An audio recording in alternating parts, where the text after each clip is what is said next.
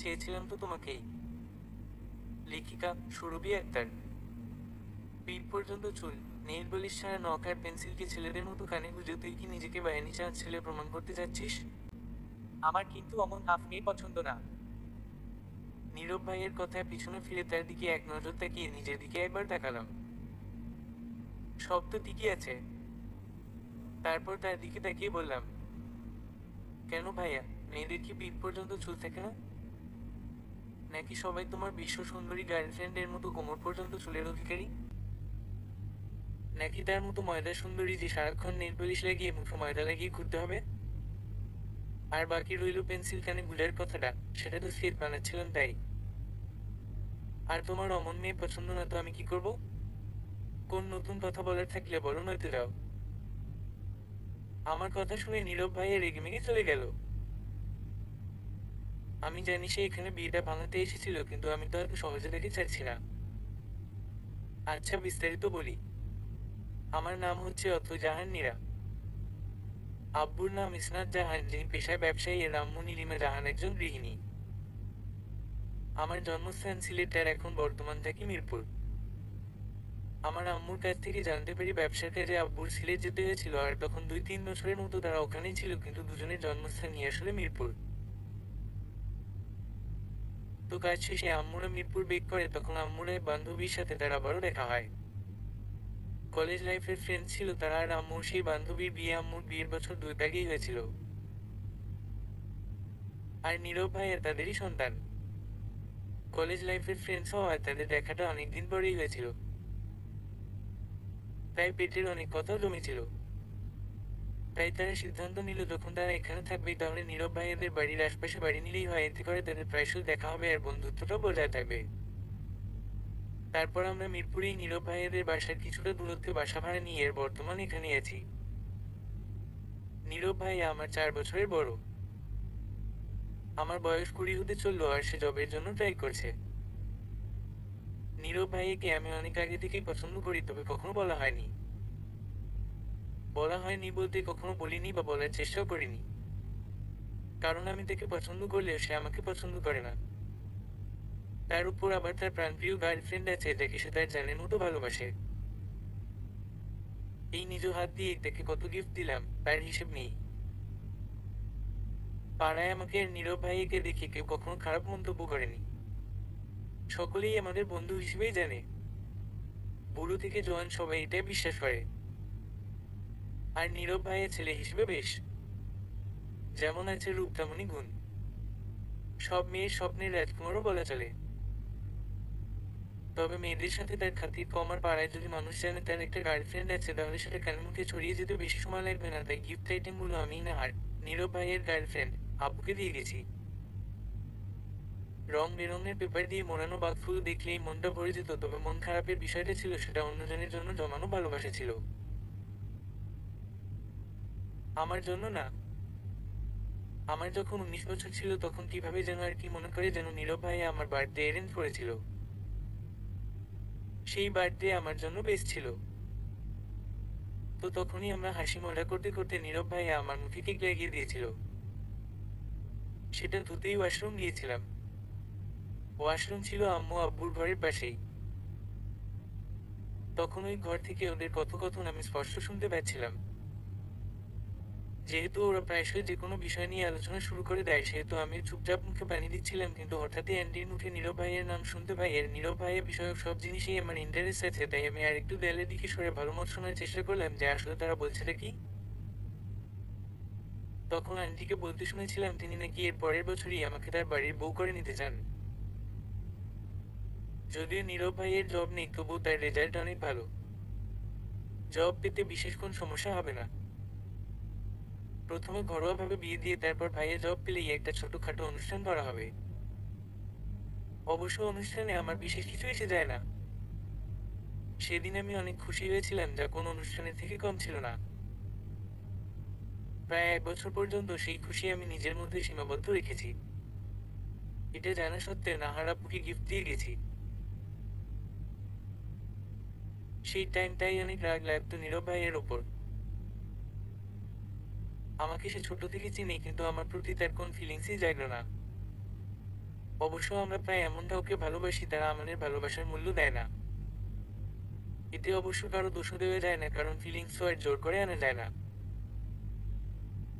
এই আমি নীরব ভাইকে ভালোবাসি, সে হয়তো বুঝেনি কখনো আর নীরব ভাইয়ের যে নাহার আপুকে ভালোবাসে, নাহার আপু শুধু নীরব ভাইকে টাইম পাস হিসেবে ইউজ করে, এটা সে বুঝে না। যদি নাহার আপু ভালো হতো তাহলে কখনোই আমি ওদের মাঝে তৃতীয় ব্যক্তি দিতাম না। কারণ ভালোবাসা মানেই ত্যাগ। কিংবা ভালোবাসার কোন নির্দিষ্ট সংজ্ঞা নেই, সেটা যে যেরকম মনে করে। বলা হয় ভালোবাসা নাকি অন্ধ হয়, তাই নাহার আপুকে নীরব ভাইয়া এতই ভালোবাসে যে তার সম্পর্কে কেউ কোন কথা বললে গায়ে হাত তুলতেও দুবার ভাবে না। আমার গায়েও হয়তো হাত তুলতো, তবে মেয়ে বলেই হয়তো ছাড়া পেয়েছি, কিংবা গায়ে হাত তুললেই হয়তো আন্টির কাছে জবাবদিহি করতে হতো তাই। কিন্তু বাসায় গিয়ে নিশ্চয়ই ভাঙচুর করবে বা আমার সাথে কথা বলবে না দুই একদিন। আমার ভয় হতো যে নীরব ভাইয়া যদি আমাকে বিয়ে করতে না চায় তখন আমি কি করব। কিন্তু মনে একটা আশা ছিল যে নীরব ভাই আর যাই করুক অন্তত তার মায়ের কথা ফেলবে না। আর তাই হয়েছে। মায়ের কথা না ফেললেও সে আমাকে বিয়েটা করতে মানা করছে। তার ধারণা আমি না বললেই বিয়েটা হবে না আর সে বেঁচে যাবে, কিন্তু আমি তো তা হতে দিব না।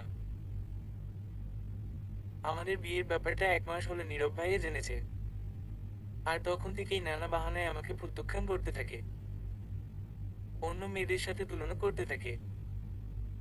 আজও সেই জন্যই এসেছিল, ইনডাইরেক্টলি আমাকে বিয়েতে না বলতে বলছে সে। আমাকে এটা বুঝাচ্ছে সে যে আমার মতো মেয়ে সে পছন্দ করে না। এখন তো বিয়ের মাত্র 1 সপ্তাহ রয়েছে, এর মধ্যে যে কি না কি করবে আল্লাহই জানে। 5 দিন পার হয়ে গেছে, এরপর ভাইয়ের সাথে আমার আর দেখা হয়নি।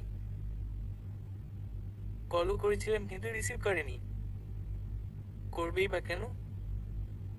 আমি যে এখন তার কাছে জল্লাদের মতো, যে তার ভালোবাসা তার কাছ থেকে ছিনিয়ে নিচ্ছে। রাগটা কি স্বাভাবিক নয়? আজ অনেক অস্থির অস্থির লাগছে, তাই ওদের বাসায় যাব ঠিক করলাম।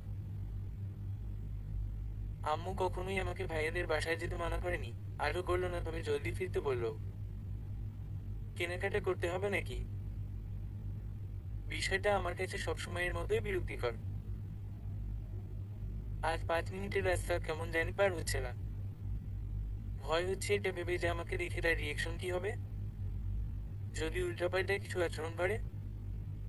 বাসায় গিয়ে বেল 2বার দিতেই নীরব ভাইয়া এসে খুলে দিল। তার চোখ মুখ কেমন যেন শুকিয়ে গিয়েছে। দেখে খারাপ লাগলো, তবে আমি তাকে হারাতে চাই না। জানি বিষয়টা স্বার্থপরের মতো, তবুও আমি তাকে হারাতে চাই না। আমাকে দেখেই ভাইয়া আবার দরজা লাগাতে নিতেই আমি দরজায় হাত দিয়ে ফেললাম। তাই ও দরজা লাগাতে পারলো না, কিন্তু আমাকে রেখে নিজের ঘরের দিকে চলে গেল। আমি তাড়াতাড়ি দরজাটা লাগিয়ে তার পিছন পিছন এসে তার ঘরে চলে এলাম। সে বিছানায় চোখ বন্ধ করে বসলো। আমি কি বলবো বুঝলাম না, কিন্তু কথা তো শুরু করতেই হবে। আন্টি কই? শপিং গেছে।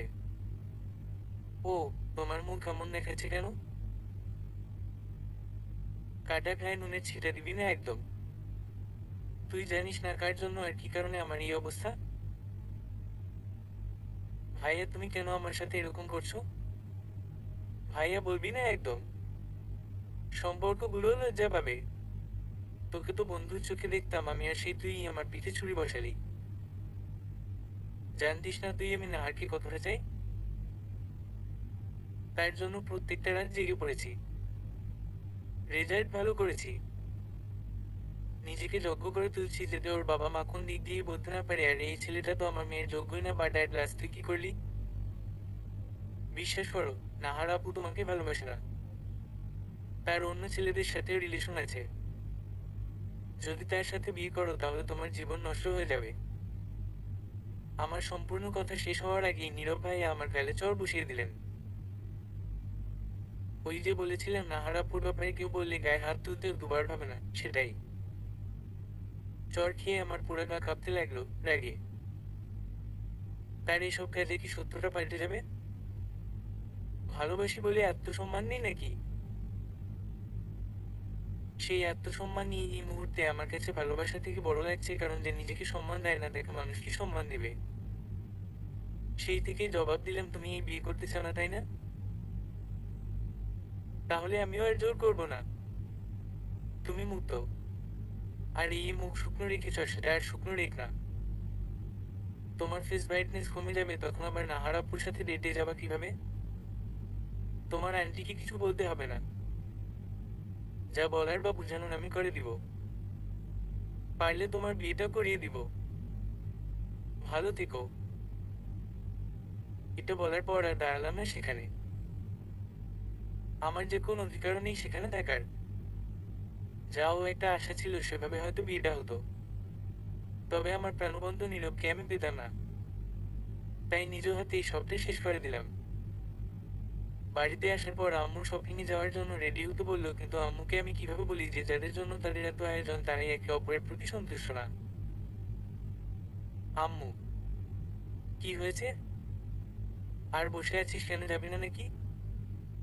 বলছি যে, একটা কথা রাখবে। কি কথা? এই বিয়েটা না করলে হয় না? আমার কথা আম্মু যেন বিশ্বাসই করলো না। হেসে বলল, এটা কি মজা করার সময়?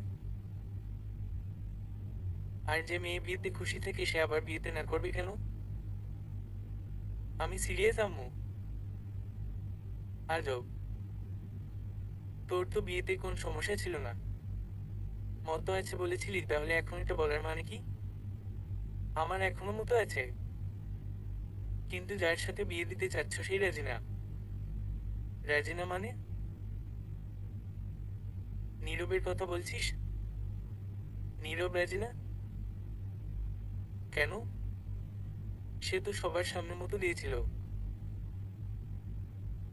দিয়েছিল, কিন্তু সেটা শুধুমাত্র আন্টির মন রাখার জন্য। সে অন্য কাউকে ভালোবাসে। আর সে যদি আমাকে শুধুমাত্র অপছন্দ করতো তাহলে বিষয়টা মানা যেত, কিন্তু সে অন্য কাউকে চায় আর সেটা আমাকে বলেছে। আমি যদি এখন কিছু না করি তাহলে সারা জীবন ও আমাকে দোষারোপ করবে, আর এভাবে কি পথ চলা যায়? যেখানে অন্য কারো বসবাস। সব বুঝলাম, কিন্তু অন্য কাউকে পছন্দ হলে হেনেকে, নীরব ভাইয়ের আম্মু, বলতে পারতো। সে তার মায়ের কাছে না বলতে পারবে না, তাই বলছে না। তোমরা আমাকে বেকার ছেলের সাথে বিয়ে দিচ্ছ, কিন্তু নীরব ভাইয়া দেখে ভালোবাসে, তার বাবা মা তো এভাবে বিয়ে দিবে না, তাই ভাইয়া ভেবেছিল একটা চাকরি পেলেই অ্যান্ডিকে বলে দিবে, কিন্তু তার হলো কই? অবশ্য চাকরি পেলে হয়তো বিয়ে করেই বাড়ি ফিরতো একদম। এখন তুমি কিছু করতে পারো? ভাইয়ের জন্য না, অন্তত আমার জন্য করো। বিয়েটা হয়ে গেলে সে আমাকে শান্তিতে থাকতে দিবে না। এমনও হতে পারে সে আমাকে রেখে অন্য জায়গায় চলে গেছে। সে কিছুই করতে পারে। তার আগে তুমি কিছু করো। আমার কথা শুনে আম্মুর কপালে চিন্তার ভাঁজ দেখা দিল। আম্মু কিছুক্ষণ চিন্তা করে আমার দিকে তাকিয়ে বলল, তোর খারাপ লাগবে না? এই কথা শুনে আমি মাথা নিচু করে ফেললাম, কারণ এর যে কোনো উত্তর আমার কাছে নেই। হ্যাঁ আমি বলতে চাই না, আর না আমি বলতে পারবো না। মিথ্যা কথা বললেই যে আমি ধরা খাই সব সময়। আমার কিছু না বলা দেখে আম্মু পাশে এসে বলল, কি করা যায় আমি দেখছি, তবে নিজেকে সামনে চলিস। নীরবের অন্য কারোর সাথে বিয়ে হলে তোকে সামনে থেকে দেখতে হবে। আম্মু চলে গেল। আমিও আমার রুমে চুপচাপ চলে আসলাম। কত সহজেই না বলে দিলাম আমি মানে করে নিব। করেও দিলাম। আম্মু হয়তো ভাবছে আমার বিয়ে ভেঙে যাবে, আর যার সাথে বিয়ে ভেঙে যাবে তার বিয়ে আমাকে সামনে থেকে দেখতে হবে, তাই আমার কাছে কোনো উত্তর নেই। কিন্তু আম্মু তো আর জানে না এর ভিতরের জিনিসটা আমার কাছে কত গভীর। 1 বছর আগে যতটা না খুশি হয়েছিলাম, এখন সেই খুশি দ্বিগুণ দুঃখ দিচ্ছে মনে। সব খুশিগুলো দুঃখের নিচে চাপা পড়ে যাচ্ছে। তবে এর পরের দিনগুলো আমার জন্য কেমন হবে তা আমার জানা নেই। সেই দিন বিকালেই আন্টি আমাদের বাসায় আসল। আমি ছাদে মনমরা হয়ে বসেছিলাম তখন। আম্মু ডাক দিয়ে বলল, আন্টি নাকি এসেছে। আমি জানি এখন আন্টি আমাকে নানা প্রশ্ন করবে। জানতে চাইবে সত্যটা। আমাকে সাজিয়ে গুছিয়ে আন্টিকে সবটা বোঝাতে হবে। নিজেকে যথাসম্ভব শক্ত রাখতে হবে। নিচে গিয়ে দেখলাম আন্টি একপাশে চিন্তায় ডুবে আছে।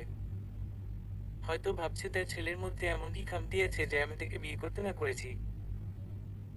আমি গিয়ে স্বাভাবিকভাবেই আন্টির পাশে বসে বললাম, কি খবর আন্টি? হঠাৎ এ সময় আন্টি যেন ভূত দেখার মতো আমার দিকে তাকালো। তিনি হয়তো ভাবছেন আমি এত স্বাভাবিক আছি কি করে। আন্টি নিজেকে সংযত রেখে বলল, নীরবকে কি তোর ভালো লাগে না? যা মনে করেছিলাম ঠিক তাই। আন্টি সেসব বিষয় নিয়েই তো আমার সাথে কথা বলতে এসেছে। আমি বললাম, ভালো না লাগার কি আছে? তোমার ছেলে তো হাজারে একটার মতো। তা হঠাৎ এগুলো কেন জিজ্ঞেস করছো? কথা কাটাচ্ছিস? ম মানে তুই আমাকে সরাসরি বল সমস্যাটা কি? সবাই তো রাজি ছিলি, তাহলে হঠাৎ এই সিদ্ধান্ত নেওয়ার মানে কি? আমি অসহায় চোখে আম্মুর দিকে তাকালাম। আম্মু আমাকে চোখ দিয়ে আশ্বস্ত করে সব সত্য বলতে বলল। আমি মনে সাহস জুগিয়ে বলা শুরু করলাম, তুমি চাও না তোমার ছেলে ভালো থাকুক? তার ভালো থাকা এখানে আসছে কেন? তুমি শুধু আমার প্রশ্নের উত্তর দাও, তাহলেই সব প্রশ্নের উত্তর পেয়ে যাবে। আন্টি বিরক্ত চোখে বলল, সে আমার ছেলে, আমার সন্তান। তার ভালো থাকা আমি চাইবো না কেন? আর চাই বলেই তো তোর সাথে বিয়ে দিতে যাচ্ছি, যাতে করে সে তার জীবনে আরো সুখী হতে পারে। তুমি কি একবারও তার বিয়েতে মতো জানতে চেয়েছো? তোদের সামনেই তো মতো দিল। সেটা শুধুমাত্র তোমার মন রাখার জন্য। সে অন্য কাউকে চায়। সেটা সে তোমার মুখের উপর বলতে পারবে না, কারণ তুমি আমি সবাই জানি সে তার পছন্দের মেয়ের চেয়ে তোমায় বেশি ভালোবাসে। আর আমাকে যেসব পছন্দ করে না, সেটা সে তার ব্যবহারের মাধ্যমে প্রতিনিয়ত প্রকাশ করে যাচ্ছে। তোমার কথায় হয়তো সে বিয়ে করে নিবে, কিন্তু সুখী হতে পারবে না। তাই বলছি, একবার তোমার ছেলের কথা ভাবো। তার পছন্দকে একবার দেখ। কিন্তু কোন কিন্তু না? তুমি এই বিয়েটা ভেঙে দাও। ভাগ্য থাকলে তো সেটা তুমি আমি রোধ করতে পারবো না, তাই না? তাহলে হয়তো নিয়তি চায় না বিয়েটা হোক। আর যদি কোনোদিন নীরব ভাইয়া চায় আমাকে মন থেকে বিয়ে করতে, তাহলে সেদিন আমি আর দ্বিতীয়বার ভাববো না। এটাই কি তাহলে তোর শেষ কথা? ধরে নাও এটাই আমার তোমার কাছে শেষ আবদার। তাহলে তাই হোক। আন্টি। হুম। আর একটা কথা, বিয়ে নিয়ে বাসায় তুমি আর কথা উঠাবা না। কোন কথা উঠাবা না? তাকে নিজের মতো থাকতে দাও। যদি সে নিজ থেকে কিছু জিজ্ঞেস করে, তাহলে শুধু ছোট্ট করে উত্তর দিও, জানি না ভাগ্য কি আছে। আল্লাহ করে যেন নীরব সময় থাকতে সব বুঝতে পারে। তোর জায়গায় অন্য কেউ থাকলে হয়তো এরকম ত্যাগ দিত না। যাই হোক, খেয়াল রাখিস সে বিয়ে ভেঙেছে বলে আমাদের বাড়ি আসা বন্ধ করবি না যেন। তুমি কি মনে করেছো এই হালকা একটা কারণে আমি আমাদের সম্পর্ক নষ্ট হতে দিব? আন্টি হালকা হাসলো। আমিও সৌজন্যমূলক একটা হাসি দিলাম। তবে এই হাসির পিছনের দুঃখটা কেউই দেখলো না। আর আমার জন্য এটা মোটেও ছোট বা হালকা কোন ব্যাপার না। বিয়ে যেহেতু হচ্ছে না, তাই আমি আমার পড়াশোনা কন্টিনিউ করলাম। ভেবেছিলাম বিয়ের পর আর পড়বো না, কারণ নিজের বাসায় পড়া আর অন্য বাসায় পড়া থাকা একই ব্যাপার না। তারা যতই আমাকে ভালোবাসুক, আমার পড়াশোনা নিয়ে তাদের সমস্যা না থাকলেও পাড়াপড়শি ঠিকই বিষয়টাকে ভালো চোখে দেখবে না, আর নানা কথা আন্টিকে লাগাবে। তখন আমাদের সম্পর্কটা আগের মতো স্বাভাবিক থাকবে না। পড়াশোনা করতে গেলে নীরব ভাইয়ের চেহারা চোখের সামনে ভেসে ওঠে। ছোটবেলা থেকে চেয়ে এসেছি, জীবনে এমন কেউ আসবে যে আমাকে তার চোখের মনের মতো রাখবে, ভালোবাসবে। নীরব ভাইকে দেখে আমার এমনই মনে হয়েছিল। তাকে সবসময় চাইতাম, কিন্তু ভাগ্য বলে যে কিছু হয় সেটা হয়তো ভুলে গিয়েছিলাম। ভাগ্য হতে চায় না আমার আর তার মিলন হোক। এই 2 দিন অনেক টেনশনে পার হয়েছে নীরবে। নাহারকে হারিয়ে ফেলার ভয় তাকে কুড়ে কুড়ে খেয়েছে। রাতে শান্তিতে ঘুমাতে পারেনি। সারা রাত এসে চিন্তা করতে করতে আর শেষ রাতের দিকে ঘুমিয়েছে। কিন্তু অবাক করার বিষয় হলো, এই 2 দিনে মা একবারও বিয়ে নিয়ে একটি কথা বলেননি। নীরবও একবারই কিছু জিজ্ঞেস করেনি। তবে আজ যদি বিয়ে হয়, তাই খাওয়ার টেবিলে বসে কৌতূহল দমিয়ে রাখতে না পেরে নীরব জিজ্ঞেস করে ফেললো, মা বিয়ের কি খবর? মা একবার নীরবের দিকে তাকিয়ে প্লেটে ভাজি উঠাতে উঠাতে বললেন, কার বিয়ে? নীরব মায়ের ব্যবহার দেখে অবাক হলো। যিনি বিয়ে নিয়ে সবচেয়ে খুশি ছিলেন তিনি জিজ্ঞেস করেছেন কার বিয়ে? এখানে কি অন্য কারো বিয়ে নাকি? আমার বিয়ে? ওমা, তোর বিয়ে তো এখনো ঠিক করিনি বাবা। যখন তোর কাউকে পছন্দ হবে তখন বলিস। আগে একটা চাকরি তো নে। কেন? অথই এর সাথে বিয়েটা হচ্ছে না? অবাক হয়ে বলল নীরব। নীরবের কথা শুনে তিনি নীরবের দিকে এক নজর তাকিয়ে একটা দীর্ঘশ্বাস ফেলে বললেন, তোর তো দেখে পছন্দ নয় তাই না? তাই তোর ভালোর কথা ভেবে সে বিয়েটা ভাঙিয়ে দিয়েছে। আশা করি বুঝতে পেরেছিস। এবার জলদি খাওয়া শেষ কর। এখন ৮টা বাজে, 10টার দিকে তো আবার তোর ইন্টারভিউ আছে। মায়ের কথা শুনে নীরবের মনে পড়লো তার ইন্টারভিউ আছে। এই ৩-৪ দিনের টেনশনের মধ্যে তার কিছু মনেই ছিল না আর না কিছু পড়েছে। তাই সে বলল, না আম্মু, আজকের ইন্টারভিউটা দিব না, এর পরের সপ্তাহে কোন ভালো কোম্পানিতে জবের জন্য ট্রাই করব। তোর যেরকম ইচ্ছা। নীরবের খারাপ লাগলো তার মাকে মনমরা দেখে। অথইকে মায়ের পছন্দ তাই হয়তো মায়ের খারাপ লাগছে, কিন্তু নাহারও তো ভালো মেয়ে, মায়ের নিশ্চয়ই পছন্দ হবে তাকে। শুধু একটা চাকরি পাই। নেক্সট উইকে কোন ভালো জায়গায় ইন্টারভিউ দিব। তাড়াতাড়ি একটা চাকরির খোঁজ করতে হবে। আমি না হয় আমার বিয়েটা আটকে ফেলেছি, 2 দিন পর যদি নাহারের বিয়ে হয়ে যায়। না, এটা হতে দেওয়া যাবে না। কেটে গেছে আরো 2 দিন। আজ শুক্রবার। তাই বান্ধবী প্রমাকে কল দিয়ে আসতে বলেছি, বাড়ির কিছুটা দূরে। জায়গাটা অনেকটা গাছে ভরা, নিরিবিলি পরিবেশও বলা যায়। মানুষের যাতায়াত কম। পাশ দিয়ে একটা নদীও আছে। রাস্তা দিয়ে হেঁটে চলেছি আমি আর প্রমা। মনটা অনেক প্রফুল্ল লাগছে এখন। এই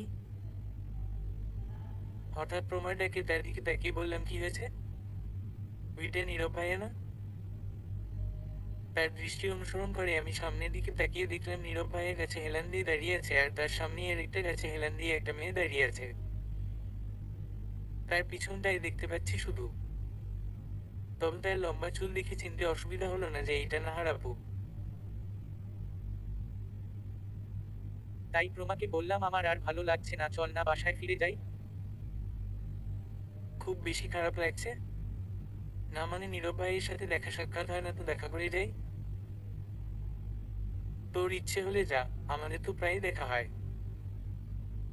আচ্ছা বাদ দে। তুই যাবি না তাহলে আমি একা গিয়ে কি করব? চল আমিও বাসায় যাই। পিছন ফিরতেই আমি টাস্কি খেলাম। পিছন থেকে নীরব ভাইয়ের আব্বু সাদ আঙ্কেল আসছে। আজ শুক্রবার, হাট বাজারের দিন। তাই হয়তো সকাল সকাল আঙ্কেলের দেখা পাওয়া গেল। আন্টি হলে তবুও কোন কিছু হতো না। আঙ্কেল যদি একবার নীরব ভাইকে অন্য মেয়ের সাথে দেখেছে। আমি জলদি প্রমার হাত ধরে আবারও নীরব ভাইয়ের দিকে যেতে লাগলাম। তখন প্রমা বলল, কি রে, দিকে কই যাস আবার? তোর না খারাপ লাগছে? তুই তো বললি নীরব ভাইয়ের সাথে দেখা করবি, তাহলে দেখা করেই যা। কিন্তু এখন চুপচাপ দেখা কর, পরে সবটা বলছি। আমার কথা শুনে প্রমাও আর কিছু বলল না। আমি নীরব ভাইয়াদের সামনে যেতেই তারা অপ্রস্তুত হয়ে গেল। হঠাৎ আমাদের এখানে তারা আশা করেনি। আমি নাহার আপুর দিকে তাকিয়ে বললাম, আপু তুমি একটু দূরে যাও, নীরব ভাইয়ের আপু আসে। আমাকে দেখে নাহার আপু হয়তো কটাক্ষ করে কিছু বলতো, কিন্তু আমার মুখে এই কথা শুনে কিছু বলল না। কিন্তু পিছনে ফিরে যাওয়ার সময় আমাকে উদ্দেশ্য করে বলল, নীরব কিন্তু আমারই থাকবে।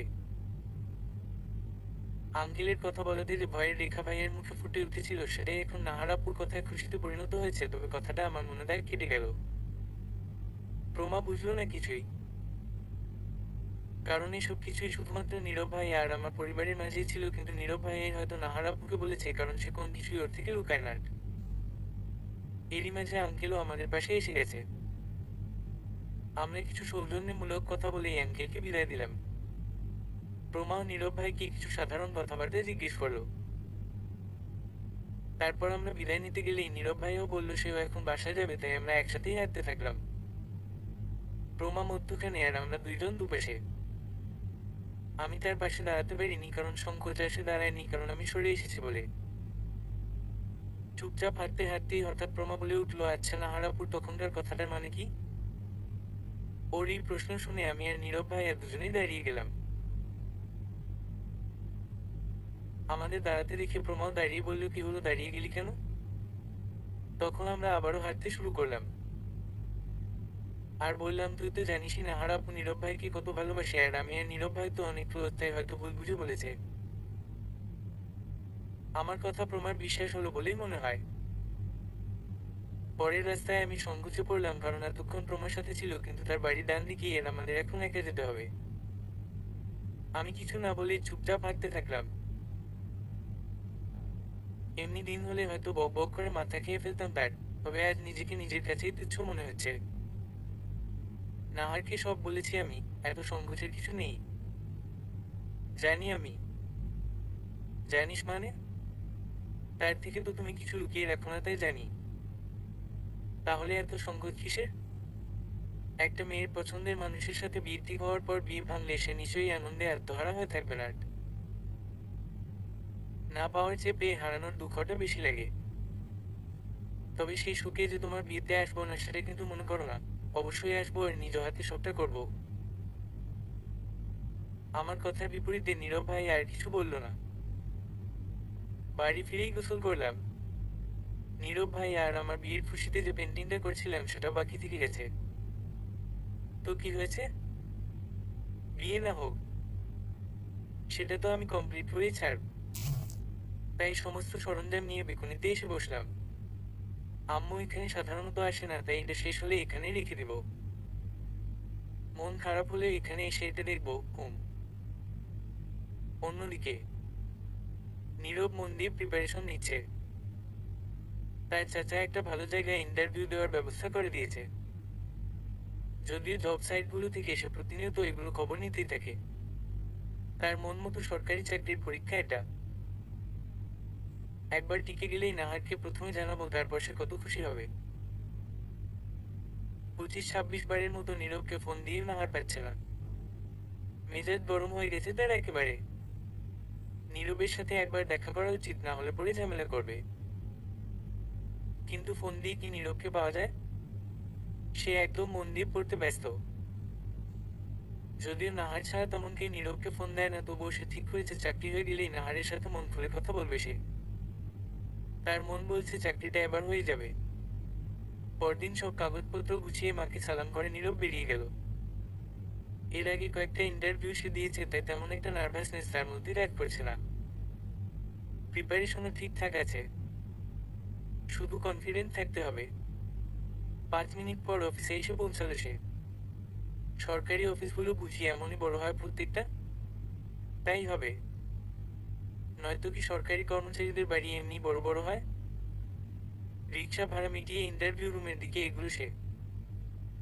সবাই প্রায় নার্ভস, কেউ বা বইয়ে মুখ গুজে আছে। আচ্ছা, এরা কি জানে না পরীক্ষার আধা ঘন্টা আগে থেকে ব্রেনকে রেস্ট দিতে হয়? পড়াগুলো মাথায় সব ইনপুট হয়। জানবেই বা কিভাবে, এরা তো ফার্স্ট বেঞ্চার ছিল। সারাক্ষণ শুধু বই কিভাবে যে ঢুকে থাকে। একটুও ক্লান্তি বা বিরক্তি লাগে না? দেখতে দেখতে নীরবে ডাক পড়লো। নীরব সব প্রশ্নের উত্তর সহজেই দিয়ে দিল। তার কনফিডেন্স দেখে তারা নীরবকে জব দিয়ে দিতে দিলে আর 2 দিনের মধ্যেই জয়েন হতে বলল। নীরব থ্যাংক ইউ স্যার বলে বেরিয়ে এলো ঠিকই, কিন্তু তার নাচতে ইচ্ছে করছে এখন। ইন্টারভিউ রুম থেকে বেরিয়ে এসে তার পকেট থেকে ফোন বের করে সুইচ অন করে দেখতে পেল নাহারের অনেকগুলো কল। দেখেই সে মুচকি হাসলো, তারপর নাহারকে কল করলো সে। ওইদিকে নাহার নীরবের কল পেয়েই নিজের রুমে গিয়ে রিসিভ করলো।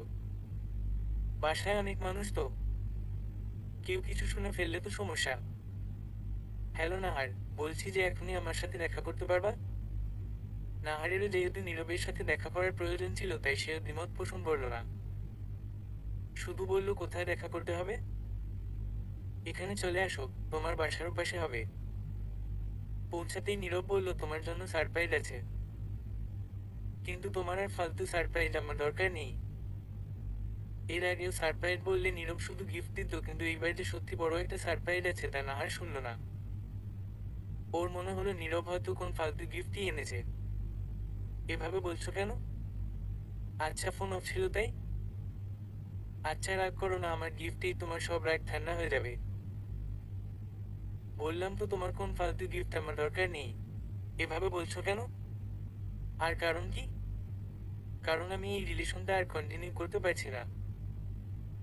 কথাটা শুনে নীরবের কি বলা উচিত সে বুঝলো না, তবুও কোনোরকম বললো, কারণটা কি জানতে পারি? অবশ্যই, তার জন্যই তো কাল থেকে ফোন করেও তোমাকে পাই না। সে যাই হোক, আমার বিয়ে ঠিক হয়ে গেছে। ছেলে সরকারি চাকরি করে, আর সেখানে তো তুমি একটা বেকার, আর এরকম রিলেশনের কোন ভবিষ্যৎ নেই। কিন্তু তুমি তো অথৈকে কালকেই বললে আমি শুধু তোমারই থাকবো, তাহলে তুমি অন্য কারো হয়ে যাচ্ছ কেন? কারণ তখন আমি বুঝিনি। আচ্ছা, বিয়েটা তুমি ভাঙার চেষ্টা করনি? পাগল হয়েছি আমি? এত ভালো একটা ছেলেকে আমার ফ্যামিলি হাতছাড়া করবে নাকি? সেটা তো বোকামি হবে। তাহলে আমাদের ভালোবাসা? কিসের ভালোবাসার কথা বলছো? যেটা কখনো ছিলই না। শোন, আমি একমাত্র সাজিদকেই ভালোবাসি, যার সাথে আমার বিয়ে ঠিক হয়েছে। সময় পেলে একদিন দেখা করিয়ে দিব। আর দাওয়াত দিতে ভুলবো না, চিন্তা কইরো না। আর বিয়েতে কোনো প্রকার ব্যাঘাত ঘটানোর চেষ্টা করো না। আচ্ছা, করবো না। নাহার ঘুরে চলে যাচ্ছে, আর নীরবে চিৎকার করে বলতে মন চাইছে, আমি চাকরি পেয়েছি, চাকরির দোহাই দিয়ে হলেও আমার হয়ে থেকো। কিন্তু সে বলবে না, কারণ সে নাহারের আসল চেহারাটা দেখে ফেলেছে, যা শুধু টাকাকেই ভালোবাসে। এখন যদি নাহারুকে বিয়ে করতে রাজিও হয়, তবুও তাকে নয়, কিংবা তার জন্য নয়, তার টাকার জন্য করবে। এখন অথইয়ের বলা প্রত্যেকটা কথা তার মনে পড়ছে। সে নাহারের বিরুদ্ধে বলেছিল বলে তাকে এই নিজ হাতে চড় মেরেছি। আমার খারাপ হবে ভেবে সে নাহারকে দূরে করার চেষ্টা করছিল, কিন্তু আমি অতইকে প্রত্যাখ্যান করেছি। আমি তার ভালোবাসা, তার ফিলিংস আমার জন্য সত্য ছিল, সেগুলোকে প্রত্যাখ্যান করেছি আমি। হিরেকে কাজ ভেবে ভুল করেছি আমি। মাকে কি জবাব দিব আমি? এত এত ভুলের মাঝে কার কাছ থেকে ক্ষমা পাবো আমি? এগুলোর একটাই সমাধান। হ্যাঁ, সেটাই করব আমি। আরেকটা রিক্সা ডেকে বাড়ির পথে রওনা হলো নীরব। কলিং বেল বাজতেই নীলিমা জাহাঙ্গীর দরজা খুলে দিলেন। এ সময় নীরবকে দেখে তিনি অবাকই হলেন। তবুও বললেন, এ সময় নীরব? কোন কাজ ছিল নাকি? অথই কোথায়? হঠাৎ অথইয়ের কথা, অবাক হয়ে। আন্টি, প্লিজ বলো। ও তো ছাদে আছে।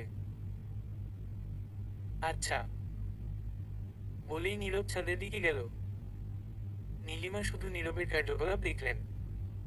চোখ মুখ কেমন বিধ্বস্ত লাগছে তার। তাহলে কি সে নিজের ভুল বুঝতে পারল? ভেবেই মুচকি হাসলেন নীলিমা। ছাদে বসে দূরের পানে চেয়েছিলাম আমি। ঘরের চার দেয়ালে বন্দি থাকার চেয়ে ছাদে খোলা আকাশের নিচে মৃদু বাতাসও ঢের ভালো।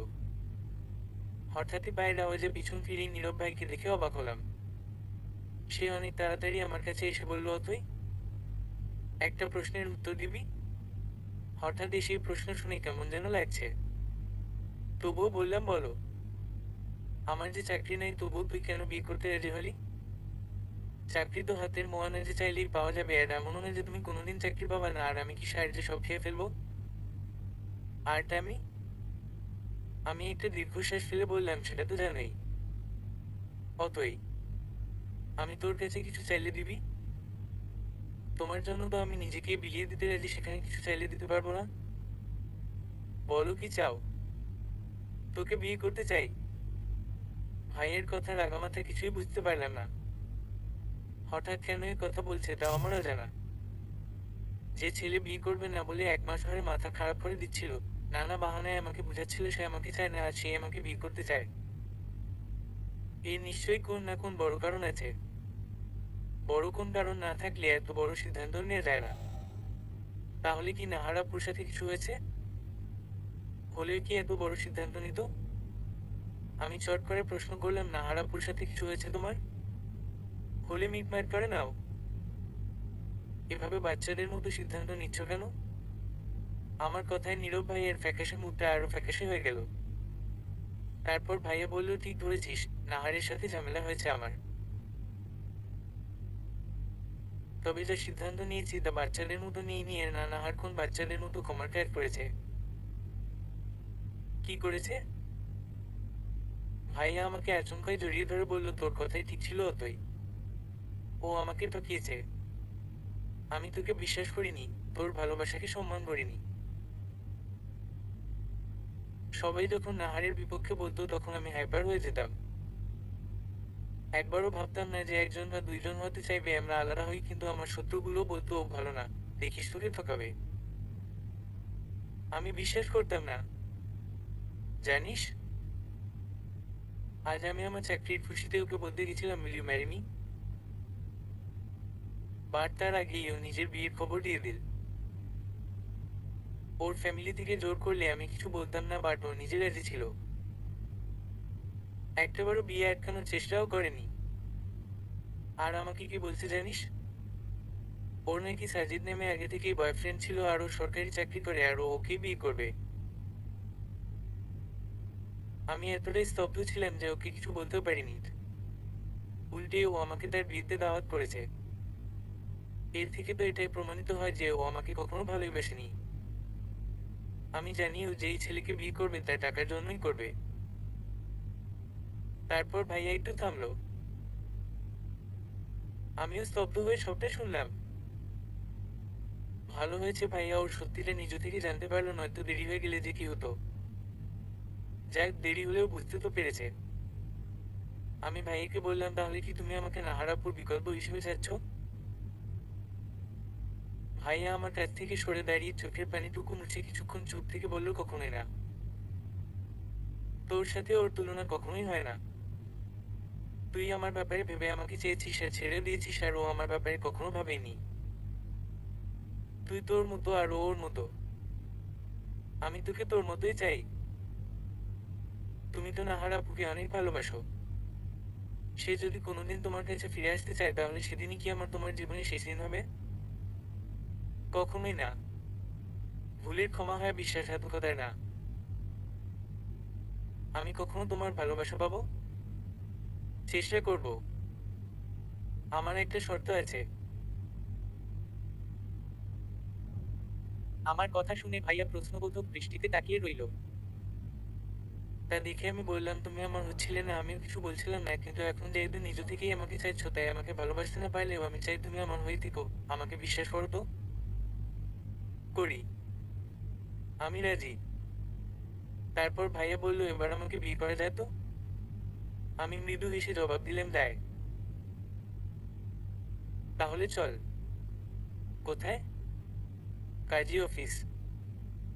কাজী অফিসে বিয়ে করব? কেন? সমস্যা আছে? না, কিন্তু সবাইকে না জানিয়ে। সবাই তো রাজি ছিলই। আর আমাদের বিয়েটা তো ওরা দিতই তাহলে। তবুও আম্মুকে সারপ্রাইজ দিব। সেদিন বিয়েতে না করাই আম্মু কষ্ট পেয়েছিল, আর সেই কষ্ট আজ তোকে হঠাৎ বিয়ে করে বুঝিয়ে দিব। Good idea. তারপর ভাইয়া মৃদু হেসে আমার হাত ধরেই সামনে এগোতে লাগলো। আমি শুধু তাকিয়ে রইলাম। ভাইয়া আবারও পিছনে ফিরে আমার দিকে তাকিয়ে দেখলো আমি হাতের দিকে তাকিয়ে আছি, তাই ধীরে ধীরে ছেড়ে দিল। আমি ওখানেই দাঁড়িয়ে গেলাম। তারপর বললাম, শোনো। ভাইয়া কিছুটা এগিয়ে ছিল আমার থেকে। আমি ডাকতেই আমার পাশে এসে বলল, কি হলো? আমি তার হাতটা আমার হাতের মুঠোয় নিয়ে মৃদু হেসে বললাম, এবার চলো। সেও হাসলো, তবে কিছু বলল না। সিঁড়ি দিয়ে নেমে আমরা আমাদের রুমের সামনে আসতেই আমি বললাম, বাসা কেন? তোর আম্মুকে জানাতে হবে না? জানাতে কেন হবে? জানাবি না? ভাইয়া অবাক হয়ে বলল, জানাবো, তবে ডিরেক্ট বিয়ের পর। আমিও আম্মুকে সারপ্রাইজ দিব। ভালো হবে না? না, ভালোই। কিন্তু হ্যাঁ, তোমার সাথে এখন বেরোচ্ছি এটা বলে যেতে হবে, নয়তো আমাকে আম্মু খুঁজতে খুঁজতে পাগল হয়ে যাবে। একটা মাত্র সন্তান কিনা। দরজায় কয়েকবার টোকা দিতেই আম্মু খুলে দিল। তারপর আমাদের একসাথে দেখে বলল, কি কথা হলো এত? আমি ভাইয়ের দিকে তাকিয়ে বললাম, তেমন কিছু না, তবে এখন আমি বেরো ভাইয়ের সাথে। এই অবেলায় কোথায়? সারপ্রাইজ আছে। যাই। আম্মু কিছুক্ষণ চুপ থেকে বলল, তাড়াতাড়ি আসবি, এর নীরব ওর খেয়াল রেখ। একা যত তিরিং বিরিং করে। ভাইয়া বিড়বিড় করে বলল, এখন তো আমাকে সারা জীবনই ওর খেয়াল রাখতে হবে। ভাইয়াদের বাড়ির সামনে দাঁড়িয়ে আছি আমি আর ভাইয়া। ও সরি, আমার নববিবাহিত বর আর আমি। তখন তো বললাম ঠিকই যে সারপ্রাইজ দিব, কিন্তু এখন ভয় লাগছে। আর তার কারণ হচ্ছে, আন্টি যদি নীরবকে কোন কড়া কথা শুনিয়ে দেয়, তাহলে তো ওর খারাপ লাগবে, আর ওর খারাপ লাগবে মানে আমার খারাপ লাগবে। বেল চাপতেই আন্টি এসে দরজা খুলে দিল। ওড়নায় মুখ মুছতে মুছতে আমাদের দিকে তাকালেন। হয়তো রান্না করছিলেন। কিরে, তোরা একসাথে? ভ্রু কুঁচকে জিজ্ঞেস করলো আন্টি। আমাদের কারো মুখেই কথা নেই। নীরব বলতে চাইছে কিন্তু পারছে না, আর আমি কি বলবো খুঁজেই পাচ্ছি না। আমাদের চুপ থাকতে দেখে আন্টি আবারও একই প্রশ্ন করলেন।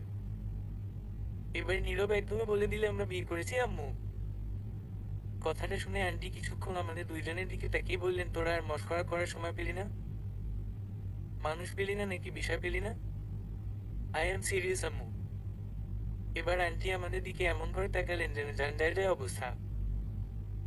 তারপর বললেন, তোদের বিয়ে তো এমনিতেও দিচ্ছিলাম, তোরাই তো করলি না, এখন আবার এগুলা কি বলিস? এবার আমি মুখ খুললাম, আন্টি ঘরে চলো, আমি তোমাকে সব বুঝিয়ে দিচ্ছি। কি বুঝাবি? আরে চলোই না। তারপর আন্টিকে রুমে নিয়ে এলাম। তোরা কি সত্যি বিয়ে করেছিস? হ্যাঁ আন্টি, সত্যি। তাহলে নীরবের প্রেমিকা? ওর কি হলো? নাকি তোদের বিয়ে করার ইচ্ছাই ছিল, শুধু শুধু আমাদের টেনশন দিলি? ওর প্রেমিকা ওকে ঠকিয়েছে। কি মানে? তারপর আন্টিকে আমি সবটা বললাম। এটাও বললাম যে তার ছেলে চাকরি পেয়ে নিয়েছে। সবটা শুনে আন্টি বলল, তাহলে তো নীরব তোকে ওর প্রেমিকা নেই বলে বিয়ে করেছে, সে যদি ফিরে আসে? বিয়ে করার আগে শর্ত দিয়েছিলাম, তার জীবনে আগে যা ছিল তার পরোয়া আমি করি না, কিন্তু তার বর্তমান আর ভবিষ্যৎ জুড়ে যেন আমিই থাকি। সেও সবটা মেনে নিয়েছে। তুমি শুক্রিয়া করো, বড় কিছু হওয়ার আগেই সে সবটা জানতে পেরেছে। এজন্যই বলে, আল্লাহ যা করেন ভালোর জন্যই করেন। কিন্তু ও যত বিশ্বাসঘাতকতাই করুক, একটা সময় তোমার ছেলে ওকে ভালোবাসতো না, এত তাড়াতাড়ি ও ওকে ভুলতে পারবে না, আর তাই আমাদের ওকে সময় দিতে হবে। আর তুমি ওকে এ নিয়ে কোন কথা বলো না। ও যে সবটা ভুলে নতুন করে বাঁচতে চেয়েছে, মুভ অন করতে পেরেছে, এটা কিন্তু সবাই পারে না। ও ওর কাজের জন্য অনুতপ্ত, আর এটাও ও ভালোমত বুঝেছে যে নাহার আপু বিশ্বাসঘাতক। তার কোন ক্ষমা হয় না।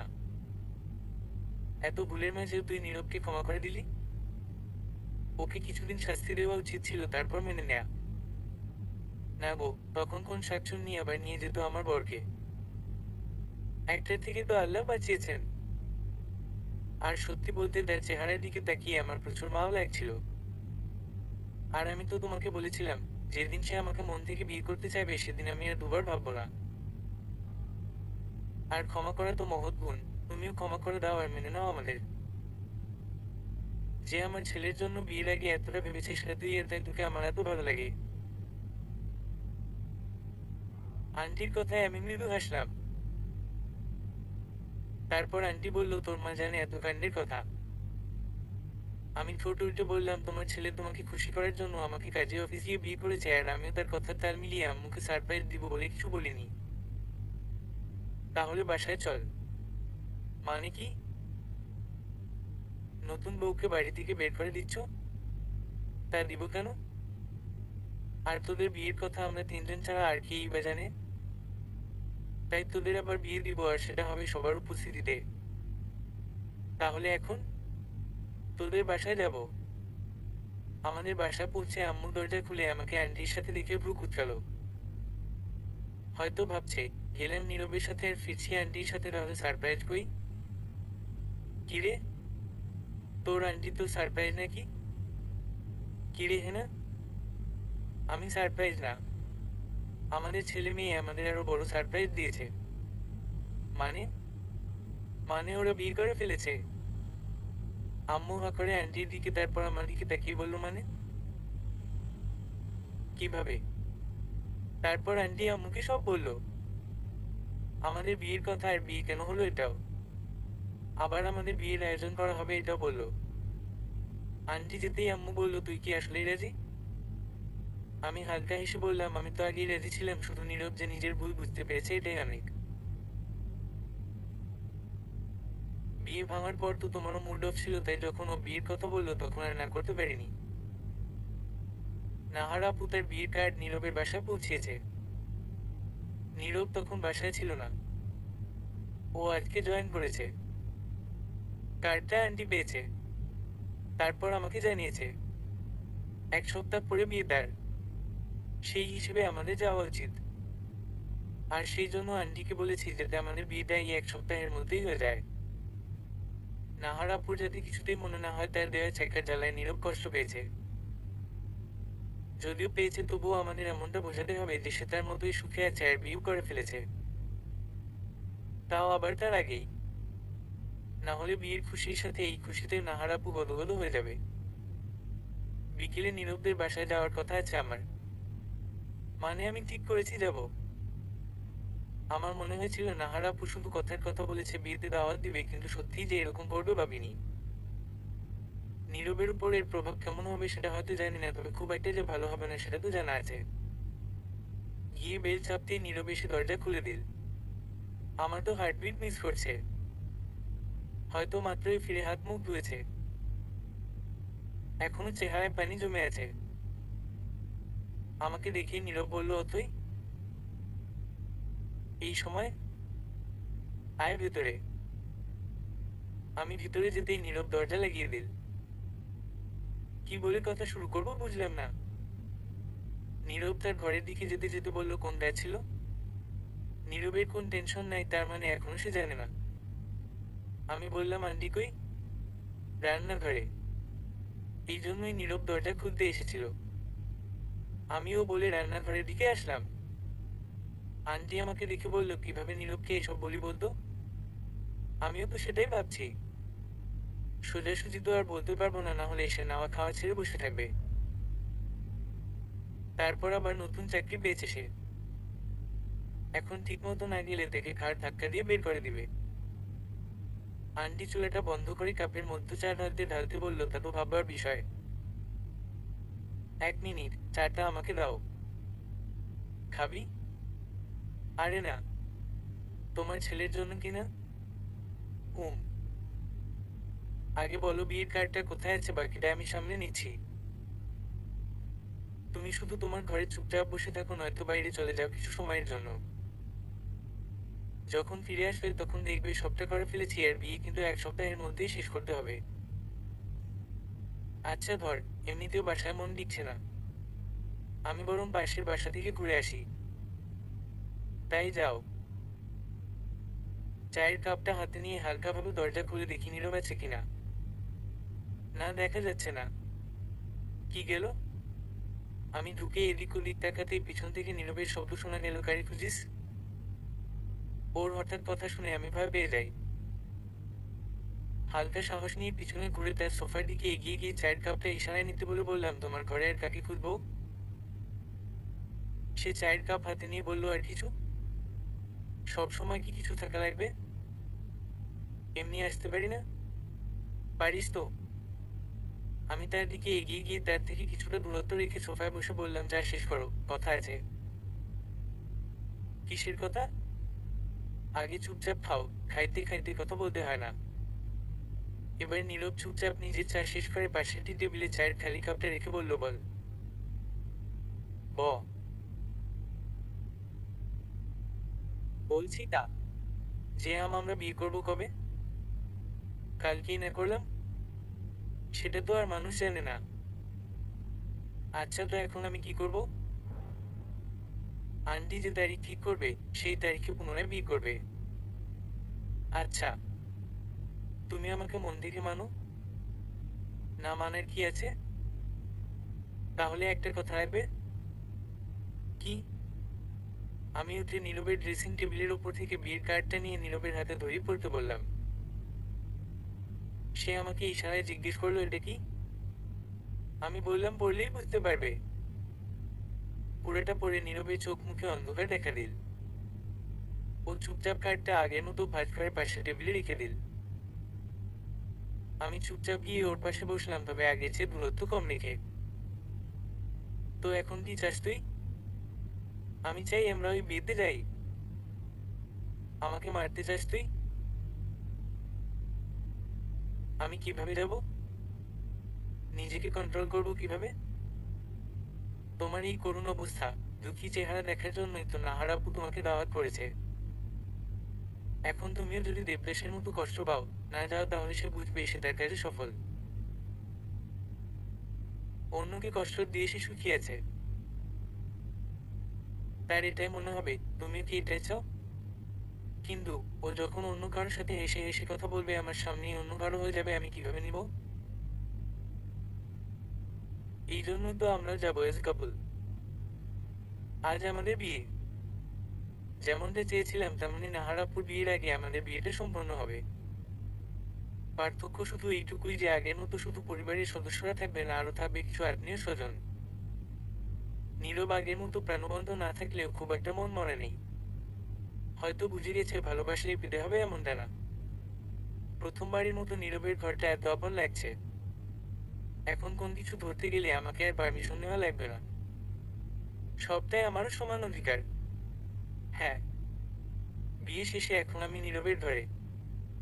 একটু আগে এসেছি এই ঘরে। যদিও বারবার দেখেছি ঘরটা, তবুও কেন যেন এক খুঁটিয়ে খুঁটিয়ে দেখতে ইচ্ছা করছে। অপেক্ষা শুধু নীরবের আসার। যদিও খুব একটা ভারী সাজ নেই, তবুও সবটা পাল্টে নিতে হবে। কারণ এই পোশাকে শান্তিতে ঘুমাতে পারবো না। চুপচাপ সবটা পাল্টে চোখে মুখে পানি দিয়ে নীরবের বেকুনিতে আসলাম। বসার জন্য দোলনা রয়েছে আর ছোট ছোট টব ঝুলিয়ে রাখা আছে। শীতল হাওয়া গায়ে এসে মাঝে মাঝে লাগছে। ফ্যানের কৃত্রিম বাতাস থেকে প্রাকৃতিক বাতাস অনেক ভালো। এই শান্ত পরিবেশে একটা গান ধরা যায়। কি গান গায়? তোমার ইচ্ছেগুলো, ইচ্ছেগুলো, তোমার ইচ্ছেগুলো ইচ্ছে হলেই আমায় দিতে পারো। আমার ভালো লাগা ভালোবাসা তোমায় দেবো আরো। দুই। তুমি হাতটা শুধু ধরো, আমি হব না আর কারো। দুই। তোমার স্বপ্নগুলো আমার চোখে হচ্ছে জোরসড়ো। তোমার ইচ্ছেগুলো, ইচ্ছেগুলো। নীরব কি কখনো চাইবে আমার হাতটা ধরতে?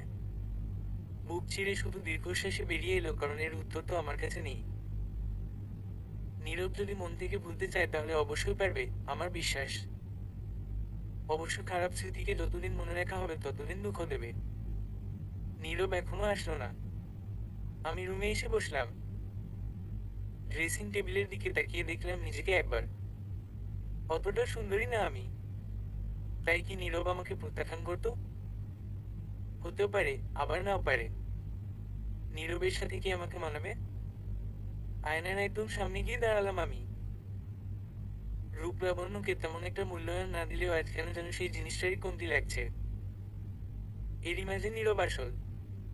আমি তখনও আয়নায় নিজেকে দেখতে ব্যস্ত। আওয়াজ পেয়ে পিছনে ফিরলাম আমি।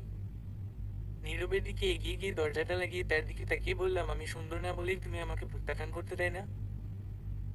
নীরব আমার কাছ থেকে হয়তো এই মুহূর্তে এই প্রশ্ন আশা করেনি। হঠাৎ কেন এমন প্রশ্ন করছি তা হয়তো মেলাতে পারছে না সে।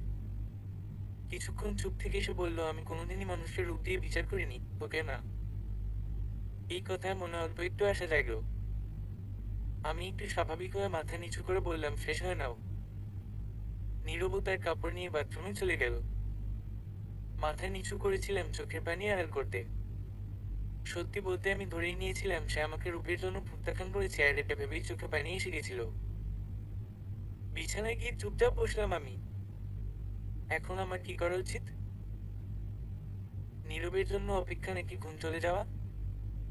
যদিও নীরবের থেকে কিছু আশা করা যায় না, তবুও ভদ্রতার খাতিরে অন্তত জেগে থাকা লাগবে বলে আমি মনে করি। আমার ভাবনার মাঝে মিনিট দুয়েকের পর নীরব বেরিয়ে এলো। আজও মুখমণ্ডলে বিন্দু বিন্দু পানি লেগে আছে। কেমন দেখতে লাগছে তা না হয় বাদই দিলাম, তাই তার দিক থেকে দৃষ্টি নামিয়ে নিলাম। নীরব সোফায় বসে মুখ হাত মুছতে ব্যস্ত। যদিও গরমকাল, তবু পায়ের কাছে থাকা পাতলা কাঁথাটা গায়ে জড়িয়ে শুয়ে গেলাম। শুইতে তো বাধা নেই, চোখে অস্থিরতা, তবু চোখ বন্ধই রাখলাম। নীরব বলল, লাইট থাকবে নাকি অফ করবো? আমি স্লো ভয়েসে বললাম, লাইট চালানো থাকলে আমার ঘুম আসে না, তাই বন্ধ করে দাও। নীরব লাইট অফ করে আমার পাশেই শুয়ে পড়লো, কোন বাধা ছাড়ায়। তবে কাঁথাটা শুধু নিল না, আমি ভেবেছিলাম কোন কাণ্ড করবে হয়তো। যাক, ভালোই। সকালে নীরবের অনেক পাশেই নিজেকে পেলাম। স্বাভাবিক ব্যাপার, এক বিছানায় যেহেতু আছি সেহেতু ঘুমের মধ্যে তো আর দূরত্ব বজায় রাখতে পারবো না। আমি নীরবের দিকে এক নজর তাকিয়ে তার দিকে হাত বাড়াতে গিয়ে সরিয়ে ফেললাম। এখন ইচ্ছা থাকলেও এটা সঠিক সময় নয়। আমি চাই সে প্রথম আমাকে স্পর্শ করুক, তাও আবার মন থেকে, কোন জোর কিংবা দায়িত্ববোধ থেকে নয়। অতই উঠে চলে যেতেই নীরব চোখ খুলল, আর মনে মনে বলল, তুই সত্যিই আমার জন্য পারফেক্ট। অতই আমি ভুল মানুষকে বেছে নিয়েছিলাম।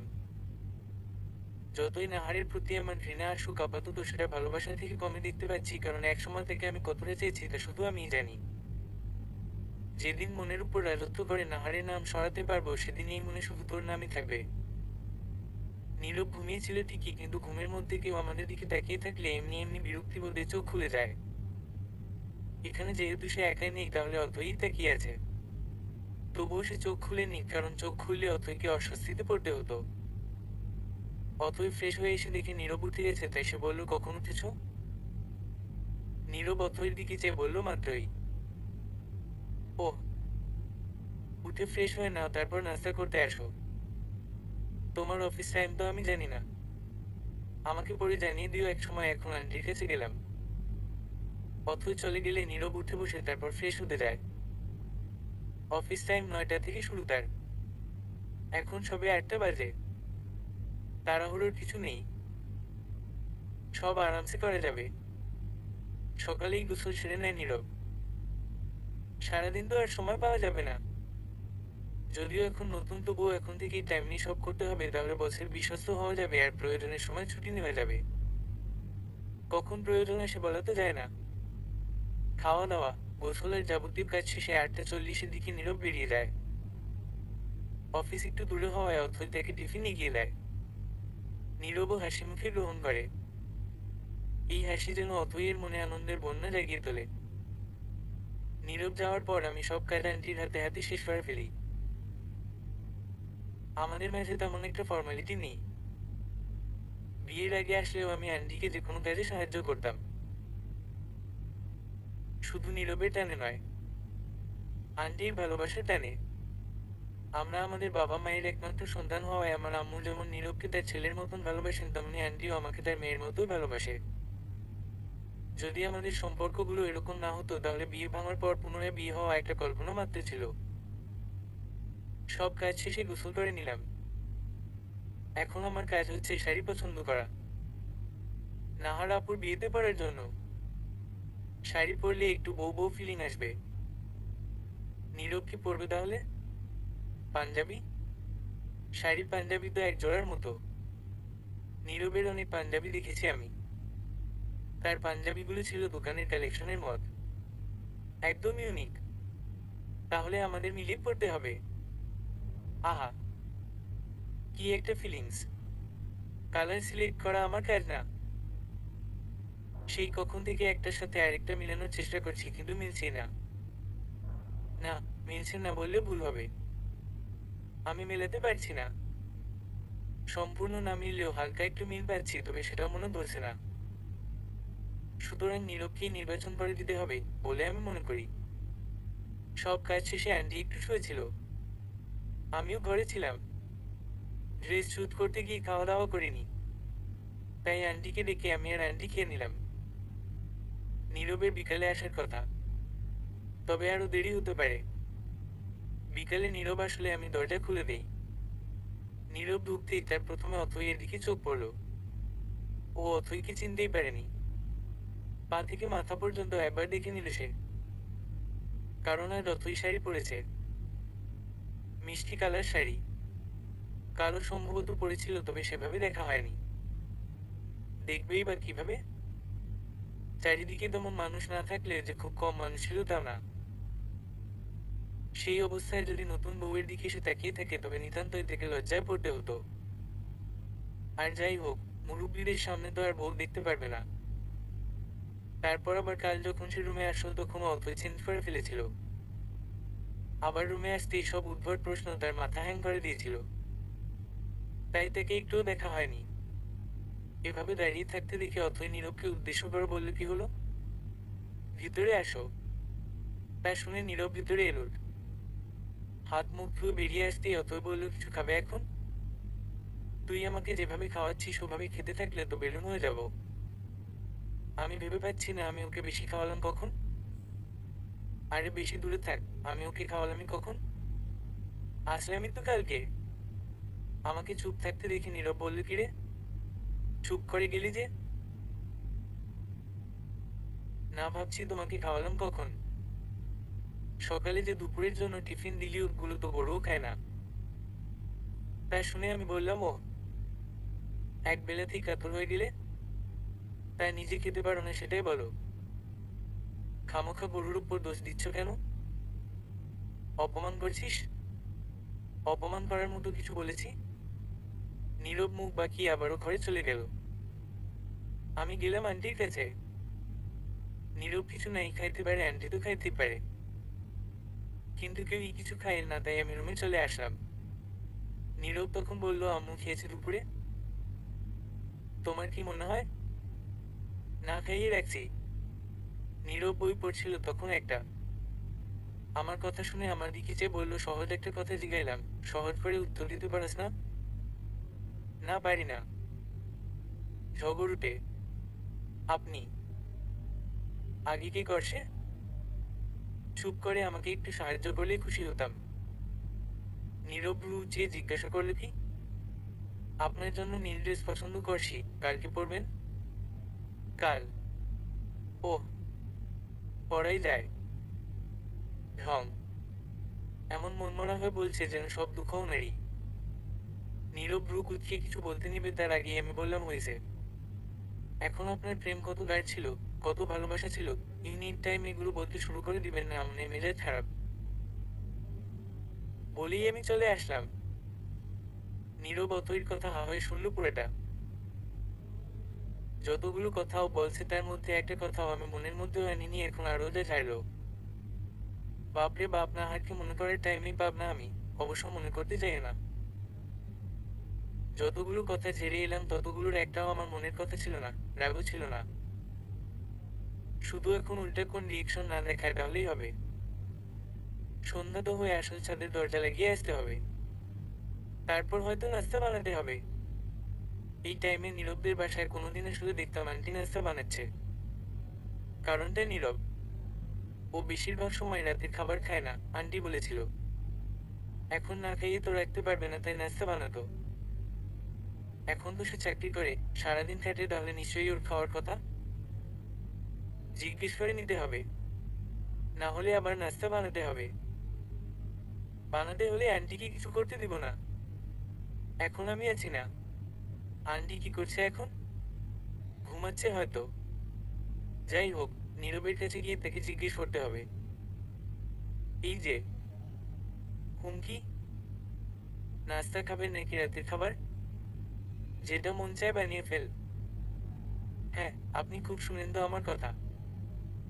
বানিয়ে ফেলবো, তারপর আপনি বলবেন মুড নাই, তখন আমি কি করব? আহা, দেখোস না কাজ করি, তার মধ্যে আবার নাস্তা নাস্তা করো স্টিলে। তো করবো না? যখন পছন্দ হবে না খাবার তখন সারা রাত খিদের জ্বালায় মোর বাবিটা ভাল লাগবে। নাস্তা কর, ধরো তোমার নাস্তা। আমার কথায় নীরব আমার দিকে ফিরে দেখালো। তুই এত তাড়াতাড়ি কাজ শেষ করে ফেলেছিস? কচু করেছি। কাজের মধ্যে এত কিসের ব্যস্ততা তোমার? 2 ঘন্টা হয়েছে আমার যাওয়া, সব কাজ শেষে তারপর এসেছি আর বলে তাড়াতাড়ি। ঠিক মতো সময় দেখে বলো। ঘড়ির দিকে তাকিয়ে নীরব আমার দিকে তাকালো। আমার দিকে না তাকিয়ে খাবার শুরু করো, তারপর ঘুমাও। আম্মু, নামাজ শেষে খাবেন? তোমার তো এগুলাই খেয়াল থাকে না। কাজের জন্য শুনে নিয়ে যান, তাই বলে তো তুই ডাক দিসনি। বলিয়ে দেরি না করে হাত ধুতে গেল। আমিও কিছু বললাম না। সত্যি আমার উচিত ছিল তাকে ডেকে দেওয়া। আমিও অজু করে নামাজ পড়ে নিলাম। নীরব খাওয়া দাওয়া শেষ করে নামাজ পড়তে বসলো। আমি খেয়ে রুমে আসার পর দেখলাম রুম অন্ধকার। লাইট জ্বালিয়ে দেখলাম নীরব ঘুমিয়ে গেছে। ও আজ সত্যিই ক্লান্ত ছিল হয়তো। লাইটটা নিভিয়ে ডিম লাইট জ্বালিয়ে আমিও তার বাসায় আসলাম। তার দিকে ফিরে শুয়ে পড়লাম। কতক্ষণ তাকিয়েছিলাম জানি না, ওভাবেই ঘুমিয়ে গেছি। সকালে নীরবের আগেই ঘুম থেকে উঠলাম। তাকে আর আন্টিকে নামাজের জন্য জাগিয়ে নিজের নামাজ পড়লাম। নামাজ শেষ করে আন্টি আবারও শুয়ে পড়লেন আর নীরবও। আমি শুধু নীরবের বেকুনিতে এসে দাঁড়ালাম। সকালের আকাশ বাতাস দুইটাই আমার কাছে অধিক প্রিয়। কিছুক্ষণ ওভাবে থাকার পর রান্নার কাজে লেগে পড়লাম। নীরব ঘুমানোর খানিক পরেই জেগে গিয়েছিল। তারপর সেও হাঁটতে বেরিয়েছে। আমার রান্নার মাঝে আন্টিও এসে যোগ দিয়েছেন। নীরব ফিরে আসলে আমরা একসাথে নাস্তা করি। নীরব বেরিয়ে যায় তার কাজে। আজ সে জলদি আসবে, অর্থাৎ হাফ টাইম বলা যায়। আম্মুর সাথে আজ দেখা করতে যাব। আমার কিছু প্রয়োজনীয় জিনিসপত্র বাসায় আছে, সেগুলো নিতে হবে। আন্টিকে বলে বাড়ির উদ্দেশ্যে রওনা দিলাম। যদিও রাস্তাটা লম্বা নয়, তবু পথিমধ্যে নাহারাপুর দেখা মিলল। যদিও বিষয়টা কাকতালীয়। আমি তাকে এড়িয়ে যেতে চাইলে সে আমার সামনে এসে দাঁড়ালো। এতে আমার বিরক্ত লাগলেও বুঝলাম সে আমাকে কিছু বলতে চায়। সে আমাকে ভালো মন্দ জিজ্ঞেস করার আগেই বলল, তোমার ভাই কোথায়? ওর এই প্রশ্নে আমি রীতিমত ভ্যাবাচ্যাকা খেয়ে গেলাম। এতদিন ধরে ও আমাকে জানে, অথচ আমার যে কোন ভাই বোন নেই এটা কি ও জানে না? নাকি অন্য কিছু বলতে চাইছে? আমি নাহারাপুর দিকে তাকিয়ে বিরক্তিভাব বজায় রেখেই বললাম, আমার কোন ভাইয়ের কথা বলছেন আপু? আমার তো কোন ভাই বোন নেই আপু। না নিজেরা, না কোন কাজিন ব্রাদার। আমার যা আছে সব সিস্টার। আমার কথায় নাহারাপু হাসি হাসি মুখে জবাব দিল, কেন? তোমার নীরব ভাই? সারাক্ষণ তো তাকেই ভাই ভাই ডাকো, তাহলে ভাই থাকবে না কেন? নাহারাপুর কথায় অনেক রাগ হলো আমার। নীরবকে ভাই ডাকতাম ঠিক, কিন্তু ভাই মানতাম না, এটা তো ও ভালো মত জানে। আর এখন কিনা এই মেয়ে আসে আমার জামাইকে ভাই বানাতে। এর কি লজ্জা নেই? প্রথমে প্রেমের নাটক করে, তারপর আবার নিজের বিয়েতে সেই ছেলেকে দাওয়াত দেয়, আবার এখন খোঁজ খবর নিতে আসে। আমি তবুও বললাম, তোমার কি লজ্জা নেই? তুমি কি অবস্থা করেছো দাদা, তো তুমি জানো, এখন আবার তার খোঁজ খবর নিতে আসো কেন? খোঁজ খবর তো নেওয়াই লাগে, তাকে বিশেষভাবে দাওয়াত করেছি কিনা। সে যদি না আসে আমার তো খারাপ লাগবে। আমি মুচকি হেসে বললাম, চিন্তা করো না, সে আসবে আর তোমার জন্য সারপ্রাইজ নিয়ে আসবে। এখন যাই। আচ্ছা, কেমন সারপ্রাইজ? চিন্তার সাথে জবাব দিল নাহার আপু। তোমাদের কল রেকর্ডস। বলেই একটা হাসি দিয়ে চলে আসলাম। আমার ঘরের বেকুনিতে বসে আছি। পেন্টিংটার মতো যদি সত্যি নীরব আমার সব বিপদে ধরে ফেলতো। পেন্টিংটায় মূলত আমি আমার জন্মদিনের দিনটার কিছু মুহূর্ত এঁকেছি। সেখানে সবার সাথে ধাক্কাধাক্কি করতে গিয়ে নাহার আপু পড়ে যাওয়া ধরলেই নীরব ধরে ফেলেছিল, কারণ সে আপুর পাশেই দাঁড়িয়ে ছিল। সবাই তখন এটা দেখে তালি দিয়েছিল।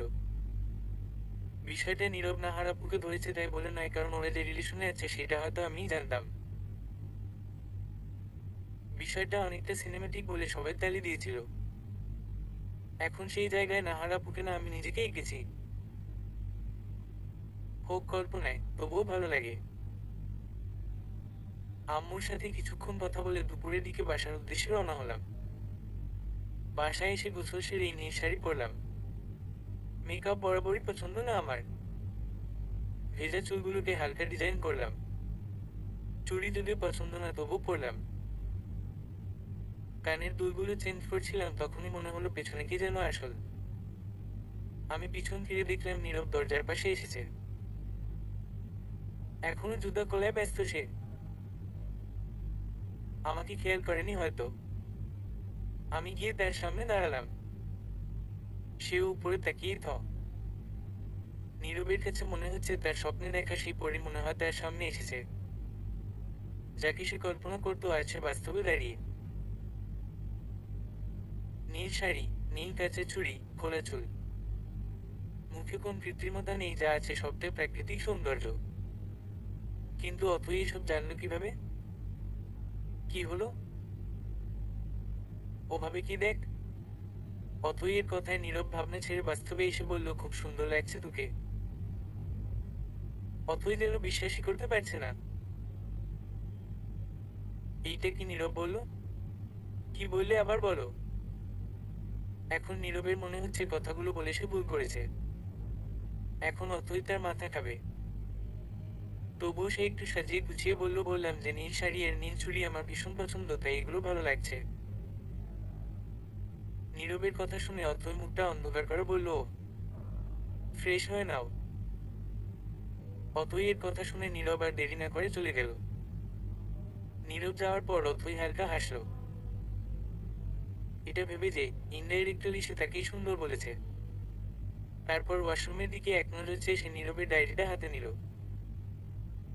এটা সে বাসর রাতে যখন সম্পূর্ণ ঘর খুঁটিয়ে খুঁটিয়ে দেখছিল তখন নীরবের ড্রয়ার থেকে পেয়েছিল। ডায়েরিটা নীল রঙের। নীরবের প্রায় সবকিছু আকাশি বা নীল রং জিনিসের ক্ষেত্রে এর থেকেই প্রমাণ পাওয়া যায় নীল রংটা নীরবের পছন্দের। একজন ব্রিলিয়ান্ট স্টুডেন্ট হওয়ায় নোটসের ডায়েরি থাকাটা খুব সাধারণ ব্যাপার। তবে বেশিরভাগ নোটস যেগুলো কাজের সেগুলো হয়তো বইয়ের শেলফে আছে, নয়তো টেবিলের উপর। কিন্তু এইটাই ড্রয়ারে রাখা, তাও আবার যত্ন সহকারে। প্রেম কাহিনী তো নীরব লিখবে না, কারণ যারা নিজের মনের ভাব কারোর কাছে প্রকাশ করতে পারে না কিংবা একতরফা ভালোবাসা হয় তারা বেশিরভাগ ডায়েরি লিখে বলে অত মনে করে। কিন্তু ডায়েরিতে লিখে কি কোন লাভ? তো হয় না। সে যাই হোক, যদি এটা প্রেমের না হয় তাহলে কি নিয়ে এখানে লেখা আছে সেটা জানার প্রবল আগ্রহ জাগে তার মনে। আর তখনই ধীরে ধীরে জানতে পারে নীরবের কাল্পনিক সেই মেয়ের কথা। সেখানে কিন্তু ও কারো নাম উল্লেখ করেনি। তাই নীল ড্রেসে পরে বাছাই করে দুজনের জন্য, আর আজও সেভাবেই সেজেছে। অন্যতম গুরুত্বপূর্ণ কিছু পায়নি সে ডায়েরির মধ্যে। যা আছে তা হচ্ছে নীরবের কয়েকটা ইচ্ছা, যা সে তার কাল্পনিক সঙ্গিনীকে কল্পনা করে লিখেছে। তাই অথই আর সেদিকে পড়েনি। সে চায় নীরব নিজ থেকে তাকে নিয়ে সেই ইচ্ছাগুলো পূরণ করুক, আর অথই বরাবরের মতোই মুগ্ধ হয়ে তা উপভোগ করুক। তার মনে হচ্ছে দিনটি বেশি দূরে নয়। ডায়েরিটা আবার আগের জায়গায় রেখে অথই চুপটি করে বসলো। নীরব এখনই শাওয়ার নিয়ে বেরিয়ে আসবে হয়তো। অথই বেকুনিতে গিয়ে চুপচাপ দাঁড়িয়ে রইল। তার মিনিট দুই পরেই নীরব বেরিয়ে আসল। পরনে রয়েছে নীল পাঞ্জাবির উপর দিয়ে লাল কোটি আর সাদা পাজামা। চুলে হাত বুলাতে বুলাতে নীরব এগিয়ে আসল অথইয়ের দিকে। নীরবকে এক নজর দেখে অথই মুগ্ধ হলো। যতটা ভেবেছিল তার চেয়েও বেশি সুন্দর দেখাচ্ছে তাকে। নীরব ভ্রু উঁচিয়ে তাকিয়ে আছে তার দিকে, অথচ তার খেয়ালই নেই। নীরব জিজ্ঞেস করলো, কি দেখিস ওভাবে? তোমাকে আনমনে উত্তর দিল অথই। নীরব মুচকি হেসে এগিয়ে গেল তার দিকে, তারপর গ্রিলে হেলান দিয়ে বুকে দুই হাত গুজে জিজ্ঞেস করলো, তাই? নীরবের এমন নেশাক্ত কণ্ঠস্বর শুনে অথই অপ্রস্তুত হয়ে পড়লো। তারপর নীরবের দিকে চেয়ে দেখলো সে এখনো আগের ন্যায় দাঁড়িয়ে আছে আর ঠোঁটের কোণে মুচকি হাসি বিদ্যমান রয়েছে। এতেই যেন অথই ঘায়েল হয়ে পড়ছে, তাই চট করে সে অন্যদিকে ফিরে বলল, এখানে দাঁড়িয়ে আছো কেন? অনুষ্ঠান শেষ করে যাওয়ার ইচ্ছা আছে নাকি?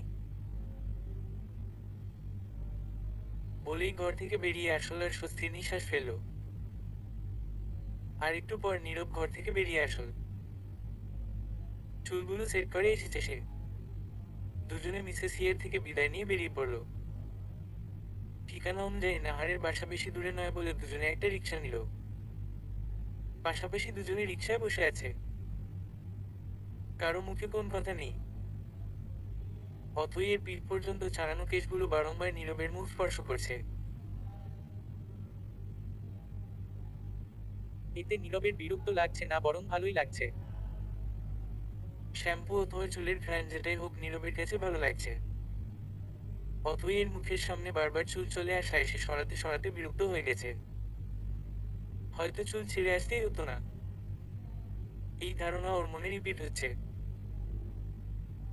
তখনই তার ঘাড়ে সে শীতল স্পর্শ অনুভব করে।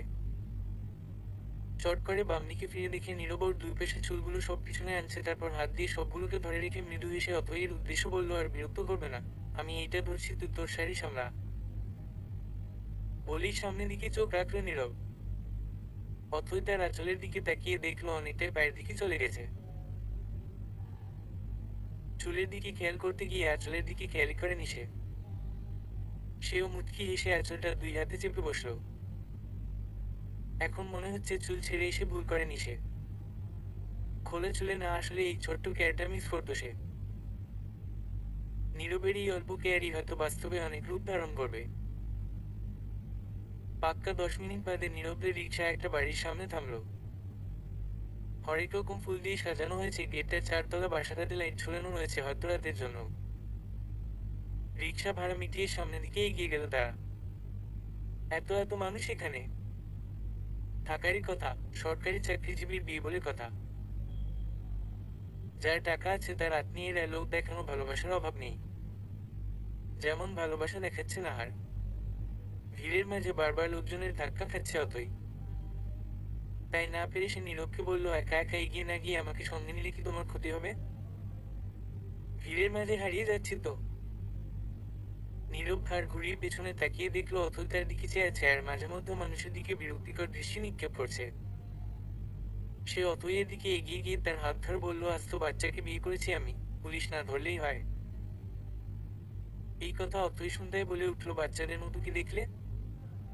এত মানুষের মাঝে ধাক্কা খাচ্ছি বলে তোমাকে ডাকলাম, না হলে অজানা জায়গায় হারিয়ে গেলে তোমাকে খুঁজে পাবো না, বাড়ির রাস্তাও খুঁজে পাবো না। সেটাই তো বাচ্চাদের কাজ। অজানা জায়গায় তারা হারিয়ে যায়, সেই জন্য একটা বড় মানুষ পাশে থাকা দরকার, আর এই মুহূর্তে এসে বড় মানুষটা আমি। কিন্তু আমি, আমার চেয়ে তুই ছোট। এইটাই শেষ কথা। এবার চুপটি করে এখানে বসো, একটা চেয়ার দেখিয়ে বলল নীরব। অতই ওখানে বসে চারিদিকে চোখ ঘুরিয়ে সবটা দেখতে লাগলো। সামনেই নাহার তার বরের সাথে মহাখুশির সাথে কথা বলছে। নীরবের সাথে কথা বলছিল বলে সে ওদের খেয়াল করেনি। হঠাৎ তার মাথায় কালকের কথাটা আসতেই সে চট করে হালকা চিল্লিয়ে বলল, নাহার আপু। নিজের নাম শুনে নাহার চারিদিকে চোখ ঘুরিয়ে দেখলো তার সামনে কিছুটা দূরে অথই রয়েছে। তার পাশেই নীরব রয়েছে। অথইকে দেখে তার চোখ আপনা আপনি ছোট হয়ে গেল। সে তো নীরবকে দাওয়াত করেছিল, তাহলে অথই এখানে কেন? সে কি নীরবের সাথে এসেছে? এই প্রশ্ন ভাবা বাদ দিয়ে সে এখন সকালের বলা অথইয়ের কথাটা নিয়ে ভাবছে। সত্যি কি নীরবের কাছে তার আর নাহারের বলা কল রেকর্ডিংস আছে? থাকলে তো ভারী চিন্তার বিষয়। ভেবেই নাহারের চোখে মুখে চিন্তার ভার দেখা দিল। যদিও কখনো অশ্লীল কথাবার্তা হয়নি তাদের মাঝে, তবুও যা হয়েছে তা কি এভাবে সকলের সামনে ফাঁস হয়ে যাবে? তাহলে তো তার ফ্যামিলির সম্মান ধূলিসাৎ হয়ে যাবে। সাথে সে হারাবে সোনার ডিম পাড়া মুরগি, অর্থাৎ যার সাথে তার বিয়ে হচ্ছে। নাহারের এত ভাবনার মাঝে অথই তার সামনে চলে এসেছে, সে খেয়ালই করেনি। অথই এসেই বলল, কি গো আপু, ভুলে গেলে নাকি? তোমাকে 2-3 বার ডাক দিলাম, তুমি শুনলেই না। তোমার সারপ্রাইজ গিফট নিয়ে এসেছি, সেটাই বলতে এলাম। এখন যাই, আচ্ছা?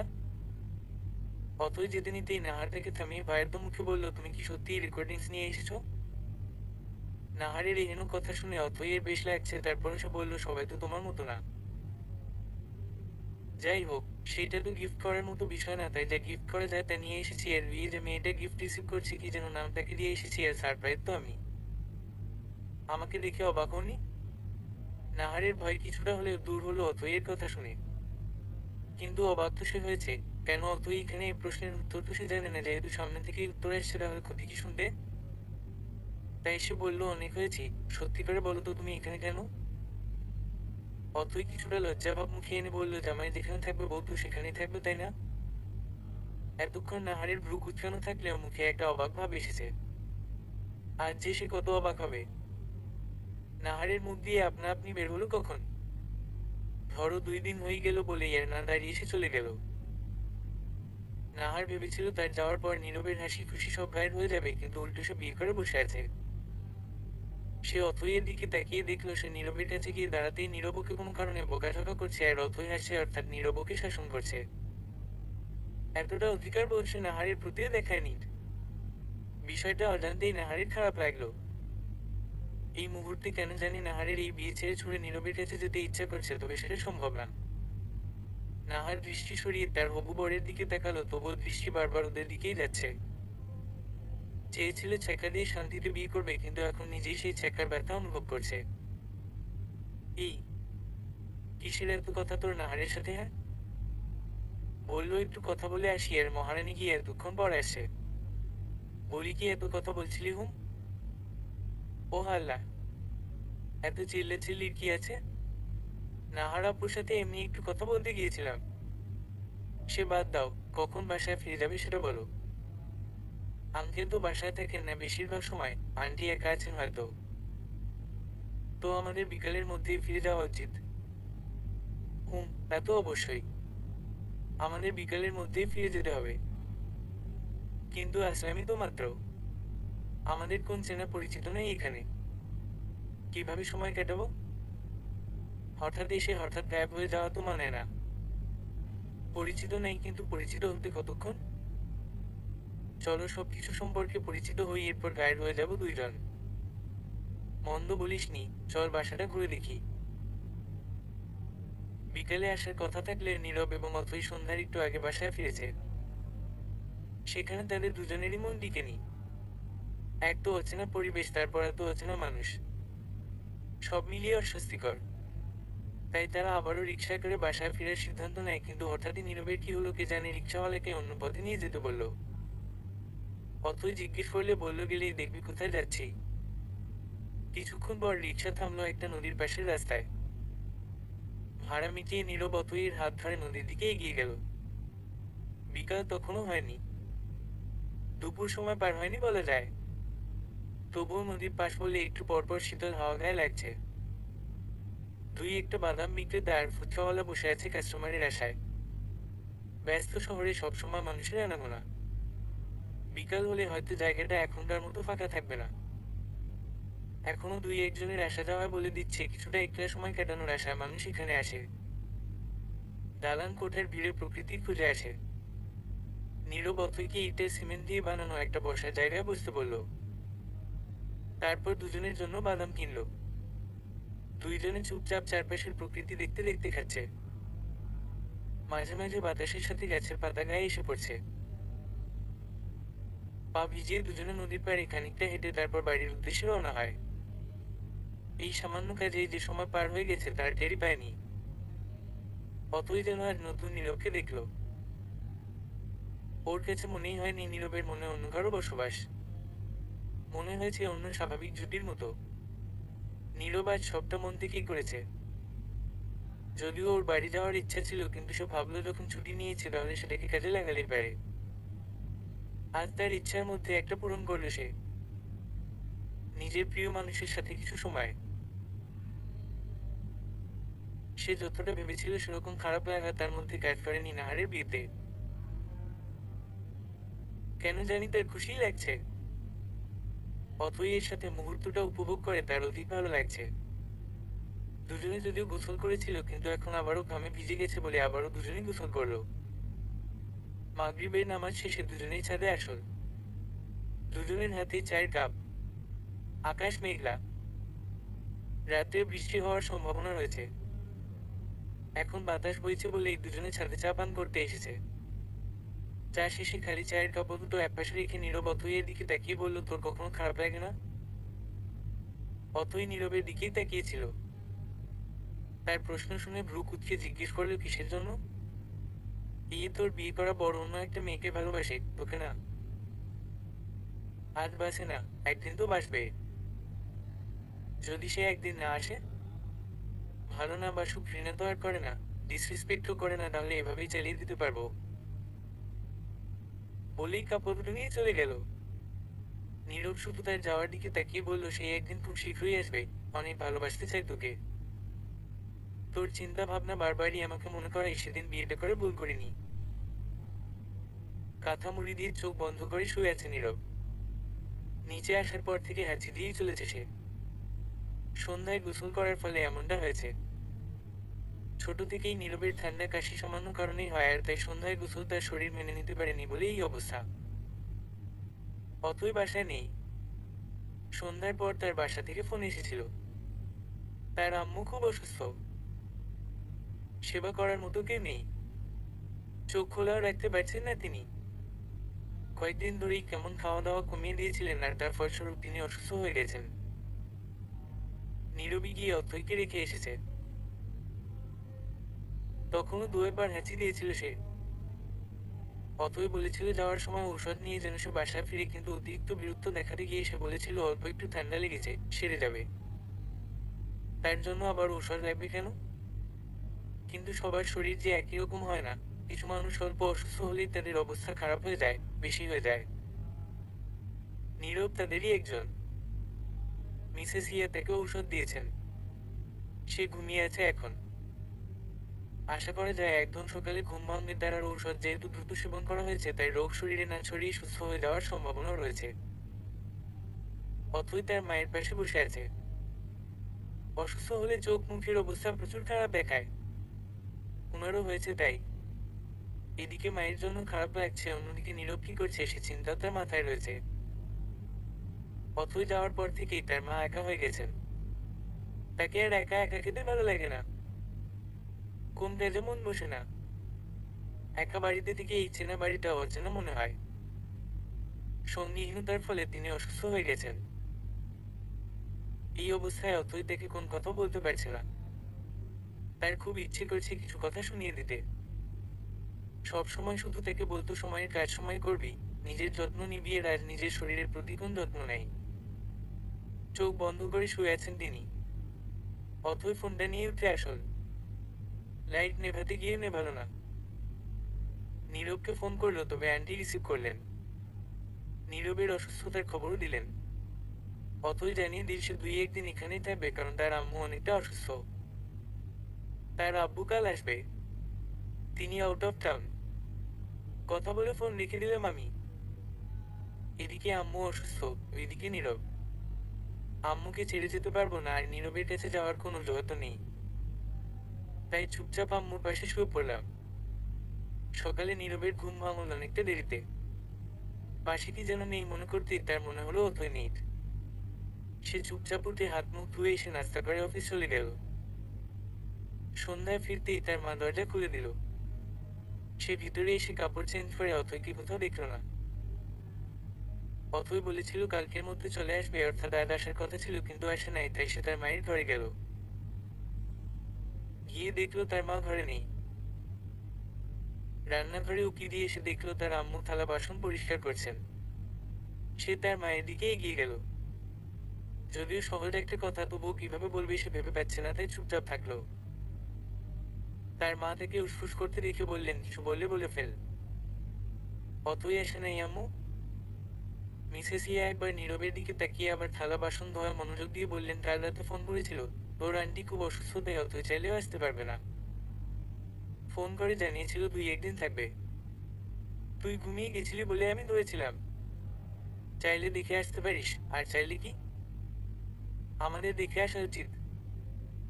নীরব কিছু না ভেবেই বলল তার মাকে রেডি হতে, আর সে গেল বাজারে কিছু ফলমূল কিনতে। তার 5 মিনিট পরই তারা বাসায় গিয়ে পৌঁছালো। কলিং বেল চাপতেই আমি গিয়ে দরজা খুলে দিলাম। আন্টি আর নীরবকে একসাথে দেখে আমি বেশ অবাক হলাম। না বলে হঠাৎ আসায় অবাক হয়েছি। দুজনকেই ভিতরে আসতে বলে কিচেনের উদ্দেশ্য যেতে গেলে নীরব আমার হাতে ফলের ব্যাগটা ধরিয়ে দিল। তারপর সে ঘরে চলে গেল আম্মুর সাথে কথা বলতে। কিছুক্ষণ পর সে ফিরে আসলো আমার কাছে। আমি তখন নাস্তা বানাচ্ছিলাম। সে আমার পাশেই দাঁড়াল। আমি তার দিকে না তাকিয়ে বুঝলাম। কিছুক্ষণ চুপ থেকে আমি বললাম, আমাকে মিস করো নাই? নীরব হালকা হেসে বলল, করেছি। তার হাসি মুখ দেখে অজান্তেই মুখে লজ্জা এসে ভর করলো। তুই করস নাই? উত্তরটা তো জানেন। বাসায় কবে ফিরবি? আমি অসহায় মুখ করে তার দিকে তাকিয়ে চান আমি বললাম, এখনই যেতে চাই, তবে সম্ভব নয়। নীরব হালকা শ্বাস ফেলে বলল, আঙ্কেল। আঙ্কেল কবে আসছেন? আজই। দোয়া করো আম্মু যেন জলদি সুস্থ হয়ে যায়। আব্বুকে বলবো এবার থেকে যেন এখানে থাকে, আর ব্যবসার কাজে যেন বারবার বাইরে না যায়। তুমিও আঙ্কেলকে বলো যেন তিনিও এখানে নিজের বাসায় থাকেন। তাই যেন হয়। নাস্তা শেষ করে নীরব চলে যেতে চাইলেই আমি আটকানোর জন্য বলি, আন্টি আজ থেকে যাও না। আন্টি এসে বলল, সহজ ভাষায় বল, কাকে থাকতে বলছিস? আমি লজ্জায় মাথা নিচু করে ফেললাম। আম্মু চোখ বন্ধ করে আছেন। অসুস্থতার জন্য শরীর দুর্বল হওয়ায় একটু পর পর ঘুমিয়ে যান। এখনো তাই, নয়তো আরো লজ্জা পেতে হতো। আন্টি বলল, আমাকে বাসা দিয়ে আয়, তারপর ফিরে আয় আবার। আমি আর নীরব একসাথে না বলে উঠলাম, কারণ আমরা দুজনেই নারাজ। আন্টি একা থাকবেন এইটা তো মানা যায় না, তাই বললাম, আন্টি তুমি আম্মুর পাশে শুয়ে যাও, একা যেও না প্লিজ। নীরবও আমার সাথে সহমত প্রকাশ করলো। তাই আন্টিও আর না করলেন না।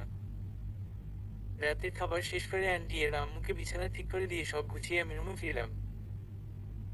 নীরব রুমে ছিল না। তাই বেকনিতে এসে দেখলাম সে বসে আছে। আমিও তার পাশের টুলটায় বসলাম। আমার উপস্থিতি পেয়ে সে আমার দিকে ঘুরে বসলো। বেলকনি অন্ধকার থাকায় বাইরের হালকা আলোগুলোতে বেলকনিটা সুন্দর লাগছিল। ঘুমাবে না? হ্যাঁ। চলো তাহলে। নীরব আমার কথায় উঠে দাঁড়ালো। আমিও তার পিছন হাঁটতে গেলাম, কিন্তু হঠাৎই সে দাঁড়িয়ে গেল আর তার সাথে আমিও দাঁড়িয়ে গেলাম। হঠাৎই সে বেলকনির লাইট জ্বালিয়ে দিল। কিছুক্ষণ অন্ধকারে থাকায় সে আলো চোখে লাগায় আমি দুই হাতে চোখ ঢেকে নিলাম। চোখ খুলেই দেখলাম নীরব আমার করা পেন্টিংটার দিকে তাকিয়ে আছে। নীরব কি এক্সপ্রেশন দিবে এখন? নীরব আমার দিকে ঘুরে ভ্রু কুঁচকে তাকালো। তার নাহারের জায়গা যেমন নিয়েছি তেমনি পেন্টিংটাতে নিজেকে এঁকে ফেলেছি। সে কি রাগ করবে? আমি হাসার চেষ্টা করে বললাম, ওভাবে কি দেখ, তুই এঁকেছিস। হ। হুম। তার দিকে একবারও তাকাচ্ছি না আমি।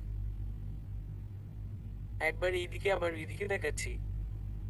তা দেখে সে ফিক করে হেসে উঠল। তা দেখে আমি বললাম, হাসো কেন? আমার বিনুনি করা চুলের মাঝেও কয়েকটা অবাধ্য চুল কানের পাশ ছুঁয়েছিল। নীরব সেগুলোকে হাত দিয়ে কানের পাশে গুঁজে দিল। তার স্পর্শে খানিকটা কেঁপে উঠলাম আমি। তবুও বুঝে ওঠার চেষ্টা করছিলাম সে কি করছে। হুট করে সে বেলকনি লাইট অফ করে দিল। আমি তা দেখে বললাম, আরে লাইট অফ করতে। পুরো কথা শেষ করার আগে সে আমার মাথার পিছনে এক হাত দিয়ে তার কাছে টেনে নিয়ে ঠোঁটে ঠোঁট মিলিয়ে দিল। তার স্পর্শে পুরো স্তব্ধ হয়ে গেলাম আমি। তারপর সে আমাকে কোলে তুলে নিয়ে রুমে নিয়ে গেল। তারপর শুয়ে দিয়ে বলল, লাইট অফই থাকবে এখন। সকালে নীরব আর আন্টি নাস্তা করে বিদায় নিল। আমি সামনে যাইনি একবারও।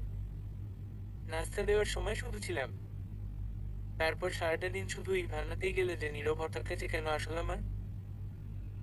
এমনটা না যে আমি খুশি হইনি, কিন্তু নীরবও কি খুশি হয়েছে? নাকি আমার প্রতি অবিচার হচ্ছে ভেবে কাছে এসেছে? শুধু এই কারণটাই ভাবাচ্ছে আমাকে। সন্ধ্যায় হঠাৎ নীরব ফোন দিল। এই সময়টাতে সে সাধারণত অফিস থেকে ফেরে। এমনি দিন হলে একবার সম্পূর্ণ রিং হওয়ার আগেই রিসিভ করতাম, তবে এখন একটা দ্বিধা কাজ করছে। এমন ভাবতে গিয়ে প্রথমবার কল কেটে গেল। দ্বিতীয়বারের বেলায় রিসিভ করে কানে ধরতেই উপাস থেকে নীরবের কণ্ঠ ভেসে আসল। তবে স্বাভাবিক কণ্ঠ না। উত্তেজনা বা ভয় পেলে কণ্ঠ যেরকম শোনায় তেমন। তাই ভয় লজ্জাকে একপাশে রেখে আমিও কথা শুরু করলাম। অতই, বলো। I I am extremely sorry, মানে আমি সেরকম করতে চাইনি। আমি মানে কিভাবে যে কি হয়েছিল আমার। তুই প্লিজ কিছু মনে করিস না। নীরবের কথা শুনে আমার কি বলা বা করা উচিত কিছুই বোধগম্য হলো না। অশ্রুকণা যেন চোখে আসছে না। তুমি ভালোবেসে গেছে আসনি আমার? অবাক হয়ে বললাম আমি। আম আমি বললাম তো। অপরাধ বোধের সাথে বলতে গিয়ে পারছে না। তোমাকে আর কিছু বলতে হবে না। নারী দেহ ছোঁয়া সাধনার বিষয়। ভালোবেসে ছুতে হয়। আমার মধ্যে ভালোবাসা ছিল, কিন্তু তোমার মধ্যে? তাহলে কি ধরে নিব তুমি চাহিদার জন্য? খট করে কল কেটে দিলাম আমি। আর কিছু বলতে পারলাম না। ইচ্ছা ছিল জলদি ফিরে যাব, তবে এখন ইচ্ছাটাই শেষ হয়ে গেল। যাকে এতটা বিশ্বাস, ভালোবাসা দিয়েছি সে কি না? সেও অন্যদের মতো পাশে আসল শুধুই নিজের। নীরব উদাসীন মনে তার বেকুনিতে বসে আছে। সে সত্যিই এরকম কিছু করতে চায়নি। সেও চেয়েছিল ভালোবেসে অতইকে কাছে টেনে নিতে। তাহলে কেন কেন সে পারল না? সে কি দেহের প্রতি এত ফুটবল হয়ে গেল যে আর কিছুটা দিন অপেক্ষা করতে পারল না? তার স্ত্রীর থেকে এত বড় অপবাদ পেয়ে সবচেয়ে বেশি কষ্ট হচ্ছে তার। এখন অপরাধ বোধ থেকে কুড়ে কুড়ে খাচ্ছে। সে কি করবে? ক্ষমা চাইবে? ক্ষমা চাইলেই কি পাওয়া যায়? ক্ষমা হয়তো পাবে, তবে আগের মতো বিশ্বাস ভালোবাসা কি আদৌ পাবে? কিচ্ছু ভাবতে পারছে না সে। তাই চুপচাপ চোখ বন্ধ করে রাখলো। তবে তখনও অথই এর চেহারাই ভেসে আসছে। তাই সে রেগে বেলকুনি থেকে উঠে চলে গেল আর শব্দ করে দরজা লাগিয়ে দিল। কি করবে এমনিতেই মাথায় আসছে না, তার উপর শান্তিতে বসতেও পারছে না। তাই সে আবারও অথইকে কল করলো। চুপচাপ টিভির দিকে চোখ রেখে বসে আছি আমি। পাশে আব্বু বসে কার সাথে যেন কথা বলছে। আম্মু এখন একটু সুস্থ, কিন্তু তবুও তাকে ঘরেই থাকতে বলেছি। দৃষ্টি টিভির দিকে থাকলেও মনোযোগ নেই। হঠাৎ মোবাইলের রিং বেজে উঠলো। তাকিয়ে দেখলাম লব উঠতে আছে, অর্থাৎ নীরবের কল। হঠাৎ ফোন কেন করবে ও? বিরক্ত লাগছে বলে ফোন থেকে চোখ সরিয়ে আবারও টিভির দিকে তাকালাম। তবে পাশে যে আব্বু আছে তা আমার খেয়ালই ছিল না। তিনি নিজের ফোনের কথা শেষ করে আমাকে জিজ্ঞেস করলেন কে কল করেছে। আমি চুপচাপ বললাম, নীরব ভাইয়া। আমার কথা শুনে আব্বু কিছুক্ষণ আমার দিকে তাকিয়ে রাগান্বিত স্বরে বললেন, কি ধরনের কথা এগুলো অতই? স্বামী হয়েছে তোমার আর ভাই বলছো? কোন দরকারে ফোন করছে হয়তো, এখনই ধরো। কেন ধরবো আব্বু? ভালো লাগছে না আমার। ঝগড়া করেছো নাকি? বিয়ের 2 দিন হতে না হতেই ঝগড়া? নিজের পছন্দে বিয়ে করেছো কিন্তু। বলে রাখা ভালো, সব জায়গার মতো আমার আব্বু এখানে ভিলেনের মতো নীরব ভাইয়ের সাথে বিয়ে দিতে চাইছিলেন না। যদিও সেটার কারণ নীরব ভাই চাকরি পাওয়া নিয়েছিল। আমি দাঁতে দাঁত চেপে বললাম, কোন সমস্যা হয়নি আব্বু। এরকম বড় কেন? মাথা ব্যথা করছিল বলে ধরতে চাইনি। বলেই টিভি অফ করে ফোন নিয়ে ঘরে চলে আসলাম। দরজা লাগিয়ে দিলাম। এখন আচ্ছা মতো ঝগড়া করলে কেউ টের পাবে না। এদিকে আমার যাওয়ার পর আব্বু হালকা হাসলেন। আমার স্বভাব চরিত্র তিনি ভালোই জানেন। এখন হয়তো রাগ করছি, তবে সেটা বেশিক্ষণ থাকবে না। আব্বু ঘুমাতে চলে গেলেন। হ্যালো। অতই। এত সময় লাগে? কি এর সময়? আপনি ফোন দিছেন কেন সেটা আগে বলেন। ফোনও দিতে পারবো না? অবাক হয়ে বলল নীরব। না, পারবেন না। তাহলে ফোন কেটে দিচ্ছি, অভিমানের সুরে বলল নীরব। তার অভিমানী কণ্ঠ আগে কখনো শুনিনি। অভিমান তো তার সাথেই করা যায় যে আপন হয়।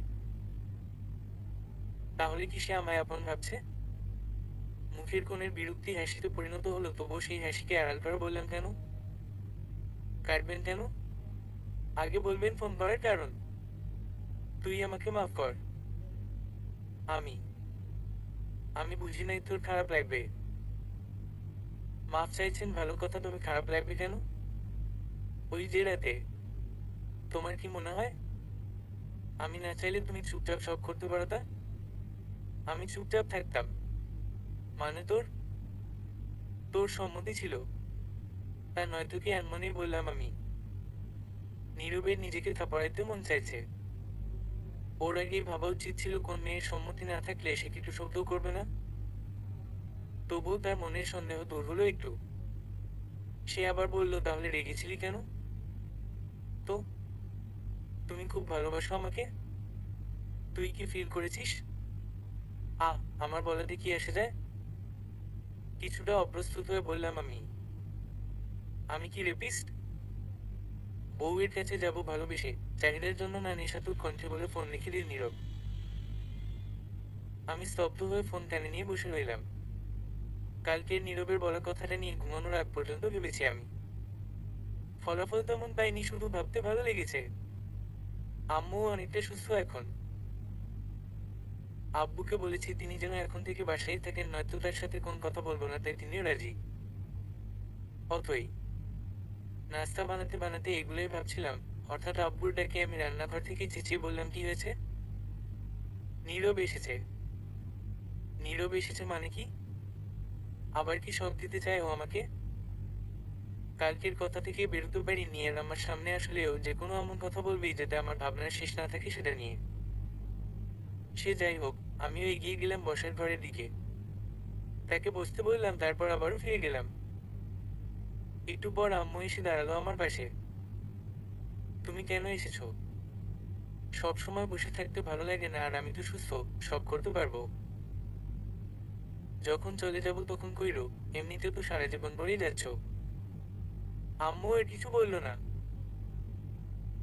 ঘড়ির দিকে তাকিয়ে দেখলাম সবে 8টা বাজে। নাস্তা নিয়ে টেবিলে রাখলাম আমি। সবাইকে নাস্তা দিয়ে আমিও খেলাম। তারপর যে যার রুমে চলে গেল। আমিও সব গুছিয়ে রুমে চলে আসলাম।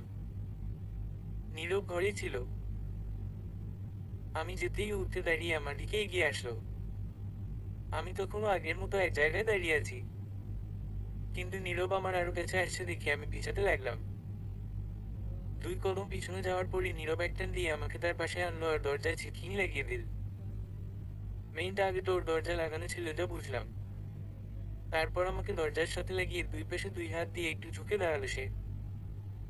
তার হুটহাট আচরণে হতবাক হয়ে যাই আমি। নিচের দিকে তাকিয়ে দাঁড়িয়ে আছি আমি। তাই নীরব বলল, জীবনে তো এত লজ্জা পেতে দেখিনি। এত লজ্জা আসছে কোথা থেকে? তোমাকে এত কাছে আসতে দেখিনি আমি। দূরে সরো, না হলে দম আটকে মারা যাব। আমি কি অক্সিজেন আটকে দাঁড়িয়ে আছি নাকি, যে তোর শ্বাস আটকে যাচ্ছে? তোমার যে বিশাল দেহ, তাতে oxygen, carbon die oxide, nitrogen, hydrogen সব আটকে যাবে। নীরব মুখ বাঁকিয়ে সরে গেল। আমি যেন স্বস্তির নিঃশ্বাস ফেললাম। বললেন, না তো সকাল সকাল কেন এসেছিলে? এসে তোর খুব ক্ষতি করেছি? সোজা উত্তর দিতে পারো না? তোর থেকেই দেওয়া শিখেছি। আচ্ছা, বলতে হবে না। বলতেছি, বলতেছি। বাসায় মন বসছিল না, তাই আম্মুকে বলেছি আমার অফিস জলদি যেতে হবে, আর তাই জলদি বেরোচ্ছি। আমি হা হয়ে তার কথা শুনলাম, তারপর বললাম, এত মিথ্যা কবে থেকে বলতে শিখলে? একটু আধটু মিথ্যা বলতে হয়। যাও সরো, তোমার অফিস নেই? নীরব ঘড়ির দিকে এক নজর চেয়ে বলল, হ্যাঁ অবশ্যই আছে। তোর জন্য দেখি আমার অফিসও টাইম মতো যাওয়া হবে না। আমি ভ্রু কুঁচকে বললাম, আমি ধরে রেখেছি নাকি? মানা করছি আমি? ধর বলেই 2 দিকে হাত প্রসারিত করলো নীরব। মানে যাকে বলে শাহরুখ খান বল আর কি। তার কথা শুনে আমি উল্টো দিকে ঘুরে বিড়বিড় করে বললাম, এর সাথে কথা বললেই লজ্জা পেতে হবে। নীরব ততক্ষণে আমার পিছনে এসে টাইট করে জড়িয়ে ধরে টুক করে ডান গালে একটা চুমু খেয়ে চলে যেতে যেতে বলল, সন্ধ্যায় নিতে আসবো, রেডি থাকিস। আমি শুধু কান দিয়ে শুনলাম, কিন্তু বলতে পারলাম না কিছুই। অথচ তাকে বলা উচিত ছিল, সাবধানে যেও, আমি রেডি থাকবো। কিন্তু কিছুই বলতে পারলাম না। খাম্বার মতো কিছুক্ষণ দাঁড়িয়ে থাকার পর রুম থেকে বেরিয়ে এলাম আমি। ততক্ষণে নীরব বেরিয়ে চলে যাওয়ার 2-4 মিনিট পার হয়েছে। দরজাটা লাগিয়ে রুমে আসলাম আমি।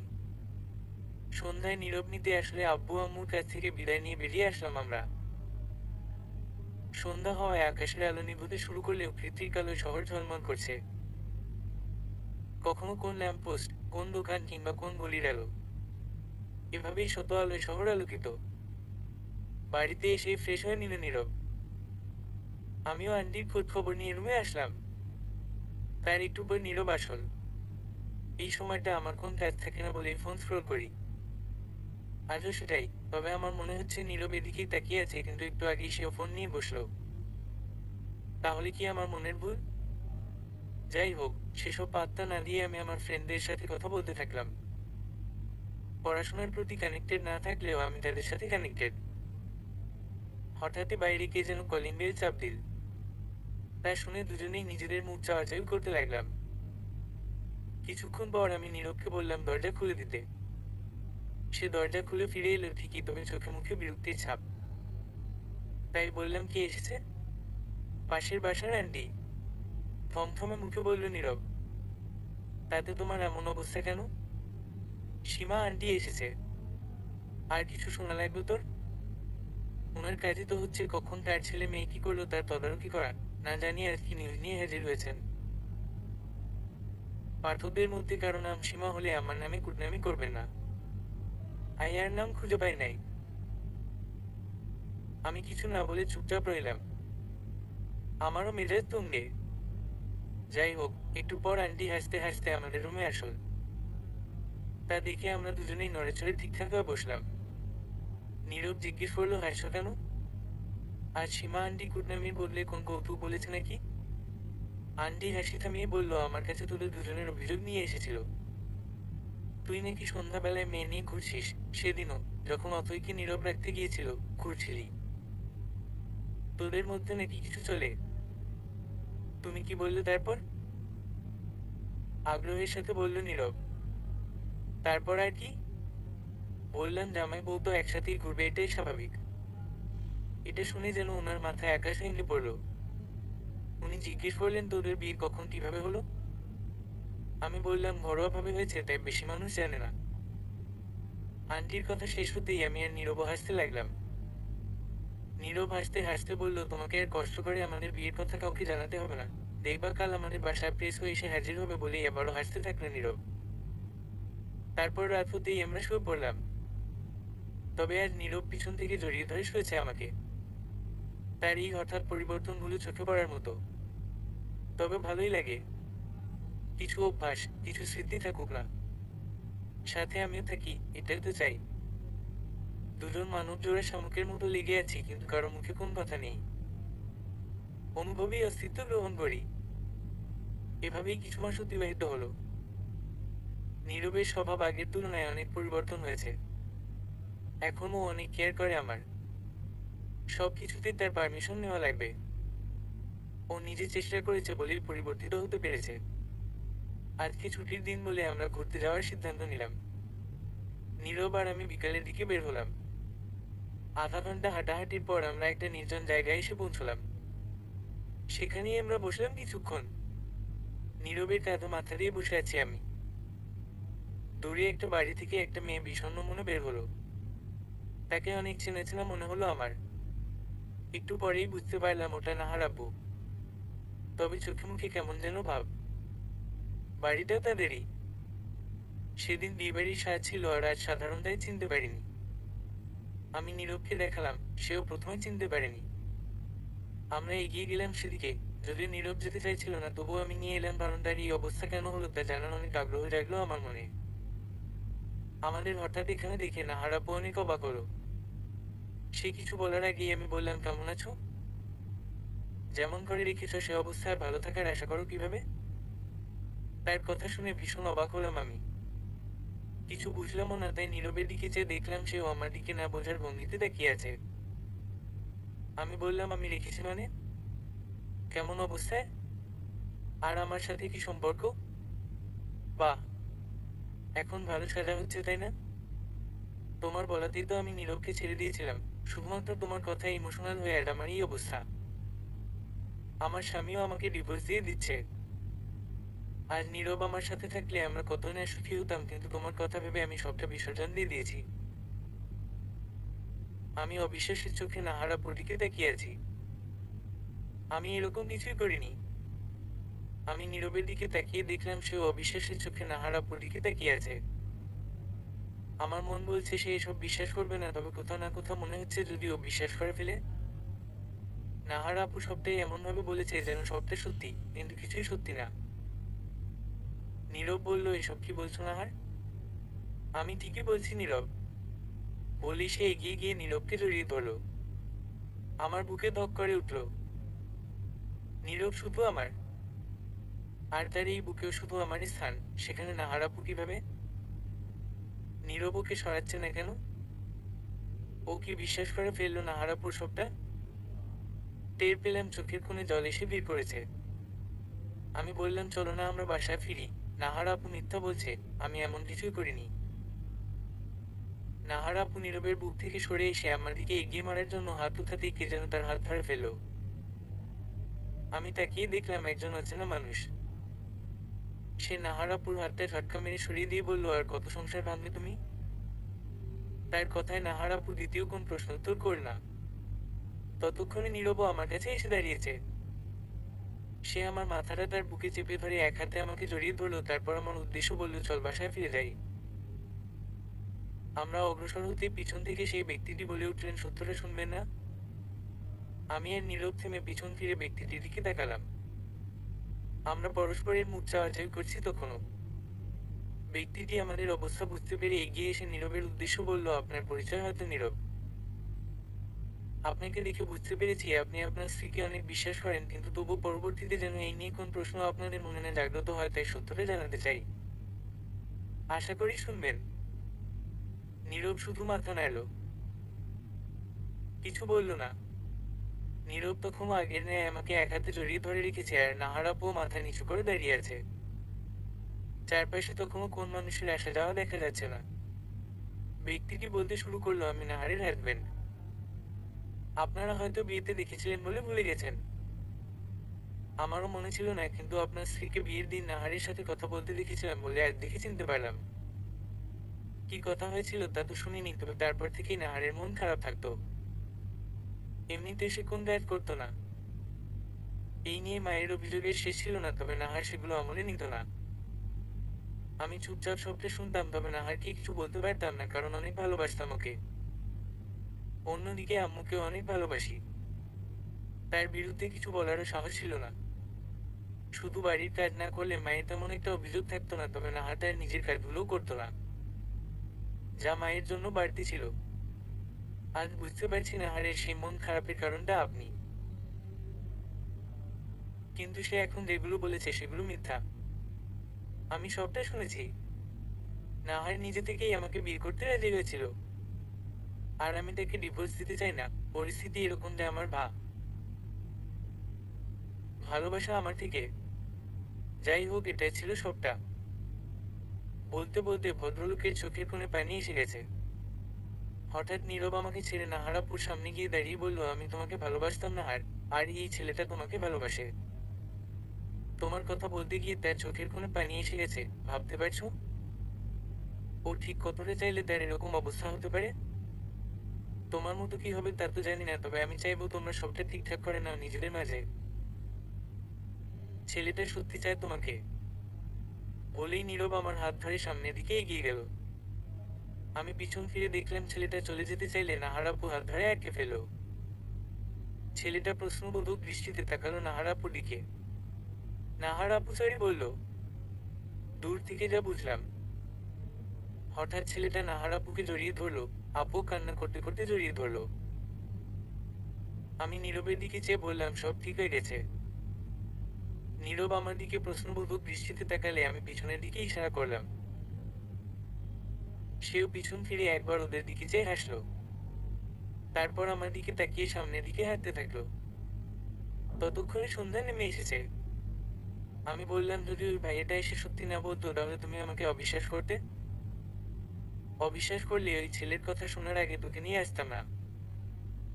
আমি কিছু বললাম না। নীরব আবারও বলল, ভালোবাসি। আমি হেসে মুখ অন্যদিকে ঘুরিয়ে ফেললাম। এতদিনে এসে কথাটা শুনলাম। আমার উত্তর, আমিও। আমিও কি? ভ্রু উঁচিয়ে জিজ্ঞেস করলো নীরব। ভালোবাসি। ভালোবাসি, আছি মোরা পাশাপাশি। সমাপ্ত।